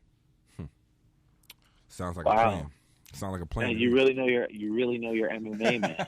Well, I was very confident in saying that to people until I lost to Chris Lytle tonight in MMA Jeopardy. Chris Lytle, bro, he put the spanking on him with no Vaseline, didn't put a bro. spanking on me, bro. I was right. kicking some ass up until Final Jeopardy, and I got one wrong, and he bet all of his points and doubled his points off of one question. Yo, what that sound like to me? Sound like a hater. I'm not a hater. I'm very proud to have lost my championship to a UFC retired legend, but I'm getting it back too. And I've already talked to him, and I told him I want 2 weeks to train for this next fight. Dana White said you get no rematch. You know Conor McGregor. Hey, listen, Dana White gives rematches to the people that make the money, and not that I really make any money here, but you didn't make no money for that. Hey, listen, the 9 weeks. I am the best at MMA Jeopardy, and like you guys said, you can't win them all. You can't win them all. I'm getting my belt back. Money's in the rematch. We'll see. Jose. What's up? Thanks for being on the program, man. We're gonna go. I think we're up against the commercial break, and then in a few minutes we're gonna end the program. So I'm gonna let you go. But dude, tune into Fox Sports 1 because Demi and Maya is about to take on Matt Brown. It's going on right now, actually. And I'm pulling for Matt Brown, but we were talking to Lytle tonight. Chris Lytle has 2 submission victories over Matt Brown, so he said, dude, he's going up against the toughest. Not the toughest, but he's going up against the best welterweight jiu-jitsu practitioner in the game today in Demian Maia. So Chris Lytle knows something I don't know because he actually fought the guy, and he was like, dude, that's his weakness. Because I'm going, nah. Yeah, all Matt day. Brown's a grinder. He's going to win. And he goes, dude, submissions are his weakness. So, Jose, thank you for calling in tonight. I appreciate having you on, dude. We'll talk to you here in the weeks to come. Keep in touch with me, obviously, and obviously, we can't wait to see you back. And if you happen to be there in June in the Magic City Casino, you're going to sit down with us because we'd love to hang out and call some fights with you. Yeah. All right, awesome. You have a good night, too, bro. Be safe out there. Thank you, guys. This is Addict MMA Live. We're headed to commercial. We will be right back. Yo.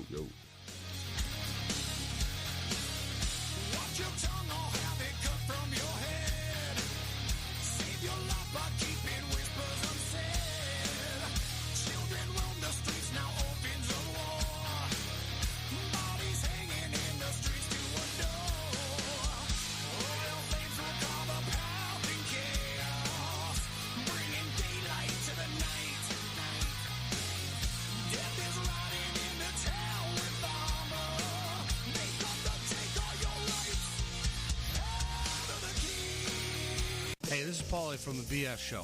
When I'm out and about, having too many, it happens to us all, there's only one cab service I call.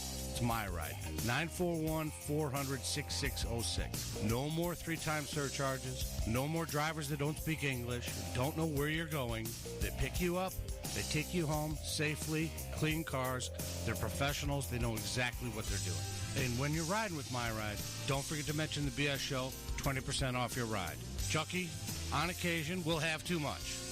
Not me, Paul. These guys are the best. They're what you want to call. They will take care of you.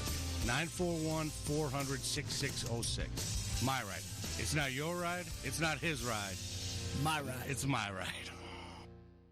How you doing? This is Chuck from the BS Show.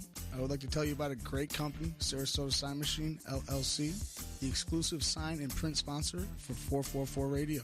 A sign of quality you can trust, located at 601 North Washington Boulevard, celebrating 6 years in business and over 20 years of experience in Sarasota. If you need signs, banners, vehicle magnets, custom design, neon repair, business cards, printing, and more, trust the Sarasota Sign Machine.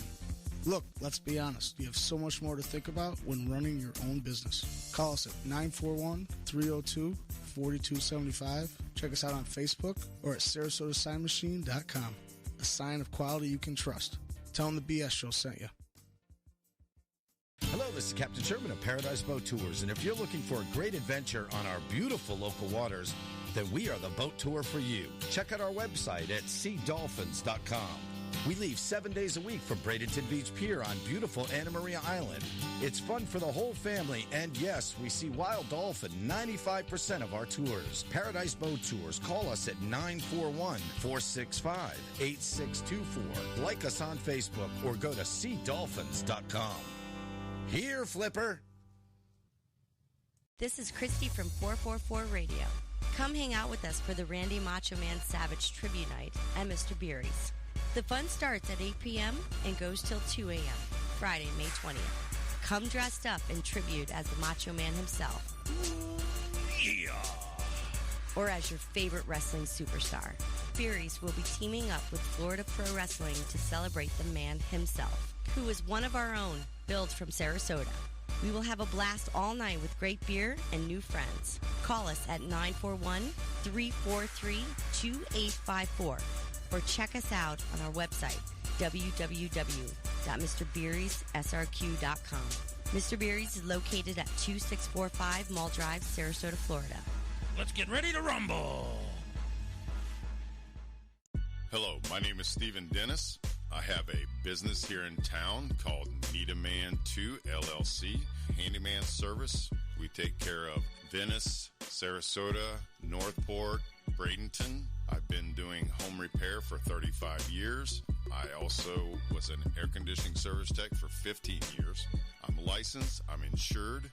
We have all different phases of home repairs, anything from hang a picture to complete remodels in bathrooms and kitchens. No job is too small. My email is needaman2@gmail.com.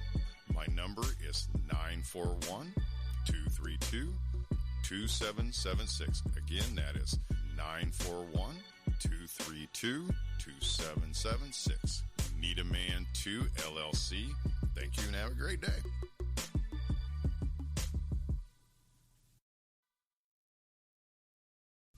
Rocket Man provides everything you need to get your groove on. You'll find a wide variety of products from your favorite musical bands, incense, to a full line of top-rated local and domestic blown glass, hookahs, and shisha. Not to mention hempware, body cleansers, and so much more. Swing by and check Rocket Man out 7 days a week at 2635 Mall Drive in Gulfgate, Sarasota. Give him a call at 941-923-2096. That's 941-923-2096. Rocket Man is a Sarasota favorite, family owned and operated for more than 15 years. So stop by Rocket Man and get your groove on. So, Evan, you want to make the other announcement? I know you're excited and happy. We do have a fantastic new sponsor, absolutely. We are now very lucky to have Rico's Pizza as a sponsor for us. 6547 Gateway Avenue in Gulfgate. They're open from 11 a.m. to 10 p.m., 7 days a week. They've been there 17 years. Jump online, ricospizza2go.com. Give a phone call at 941-922-9604. We did find out today that you mentioned the 444 radio or the BS show from 444 radio. You will get 20% off your tab. Give me a phone call, guys, 941-922-9604 or ricospizza2go.com. Looking for the best breakfast place in Sarasota? Look no further. Downtown Word of Mouth, the official breakfast and lunch restaurant of the BS Show. Located at 711 South Osprey Avenue, Sarasota. Open 7 days a week. For special catering events, call 941-365-1800. Again, that's 941-365-1800. Don't forget, we are pet friendly with our doggy dining. Like us on Facebook, Word of Mouth SRQ. Downtown Word of Mouth. Tell them the BS Show sent you.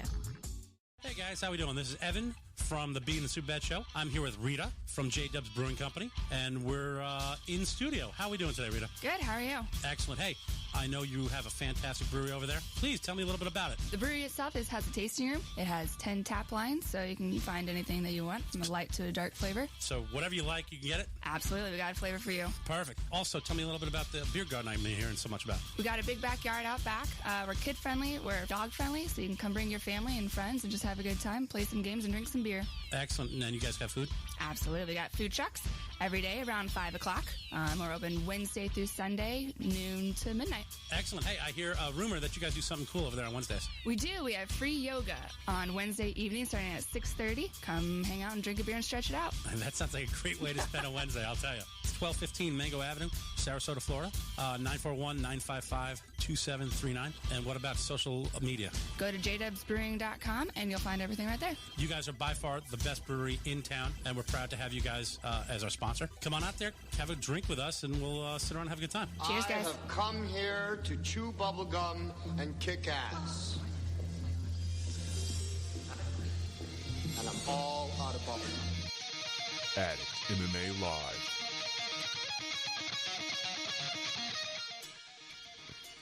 We're back. Show's almost completed. We've had a great show tonight, Frank. Yes, we had Josh Emmett on in the first hour. We had Chris Lytle on in the second hour, who beat me in MMA Jeopardy. And we can't. You're gonna talk too loud about that one, huh? Are you? I'm still a little hurt about it. It's gonna resonate for a week, and then I'm gonna come back as hard as I've ever come back. And when I'm ready to come back and get that title back, it'll be brought back home. But right now, we're checking out. We're going to sign off here in just a few minutes, ladies and gentlemen. But right now on Fox Sports 1 at the top, the main event of the prelims, UFC, Demian Maia is doing work on Matt Brown. Exactly what Chris Lytle freaking said. That's Matt Brown's weakness, is the jiu-jitsu game. And right now Maia is on the back of Matt Brown. We're watching it. He's got a body lock on. He's got the body triangle in. He's working for a choke. He's throwing punches. Matt Brown is doing his best to defend. They've got 1:30 left in the round. And Matt Brown, it's not looking good for him right now. And this is not the way I wanted to see it go. I'm pulling for Matt Brown, but man, I mean, I don't understand when he was standing up and the other guy was on his back. Why didn't he just fall backwards? Because you're going to give up the position he's in now anyway. I was going to say, if you're going to give it up anyway, they might try to hurt him while you fall back. Because a lot of the times that's not going to be enough to make a guy break his grip. And, that happened back in the day when Matt Hughes defended his welterweight championship against Frank Trigg. And Matt Hughes was on Frank Trigg's back working for a choke. Oh, he's working for that choke against Matt Brown. Oh, Matt Brown's still defending. He's got a little less than a minute left, 49 seconds. But then Frank Trigg dropped backwards on Matt Hughes, and then Matt Hughes sunk in the choke and won the fight. So, Demian Maia scoring an elbow right there to the side of the head of Matt Brown. Right now, you've got Demian Maia on his back with the body triangle locked on to Matt Brown. Matt Brown is doing his best to try to pivot and turn them hips, and he can't get out of that, dude. And Demian Maia is he's just landing elbows to the right side of the face of Matt Brown. Matt Brown doing his best to defend. This is not the way I wanted to see this fight go. Oh no. Oh, Matt Brown turns it over. He's in Demian Maia's guard, which is equally as dangerous as being, having Demian Maia on your back. Matt Brown's landed some punches while Demian Maia's looking for maybe an armbar, but the round is over. So anyway, guys, he escaped that round. Yeah, he escaped that round, but we've got 2 more to go. One more. That was the second round. That was the second round? I didn't even see the first round, so who knows what the decision might be if they go to a decision. But Matt Brown right now, he looks very tired, and he's going, okay, yeah. So I can't hear what his coaches are telling him, but it's not looking good for Matt Brown. He looks frustrated. Demian Maia is the best in the world in the welterweight division for jiu-jitsu. You get on the ground with that guy, it's going to be a bad night for you. I don't care who you are. Gonna have a bad time. Gonna have a bad time. Bad time. So, how much longer do you say we need to go? Because we can cut it out now. You want to go watch UFC, don't you? I'm ready to go home and get that fight card started. I'm gonna get a couple of drinks in me. Frank's. That's no problem. I can fire it up and I can close out with commercials. That's not a big deal. I know. I know. Once a month, you guys have that UFC thing. I get it. No, absolutely, man. I get it. So yeah, we gotta keep our fight calling on. You know, we gotta keep our play-by-play on. You know, special thanks to Josh Emmett from special thanks to Josh Emmett from Team Alpha Male for calling into the show this evening, all the way from Amsterdam on his Euro vacation, celebrating his UFC debut. Definitely appreciate that. I wouldn't have called nobody. I wouldn't, dude. I would have answered my phone until I got back to the States. Pizza Hut. Thank you again to Chris Lytle for calling in and taking my championship. I don't understand why I'm telling him thank you for that, but I appreciate it nonetheless. And thanks to Jose Caceres for calling in and, being, nice. Third round starting. Matt Brown is coming out tough. Why did he stop hitting him? I don't know. That was over. The fight was over. No, but now Demian Maia is working. Ladies and gentlemen, we're going to get the hell out of here. Thanks for joining us this evening. We'll see you again next week. Same time, same place. 444radio.com. Please. 444 Radio on the TuneIn app. This is Addict MMA Live. Derek, Frank, and Jay. Peace and out of here, man. Good night. Good night.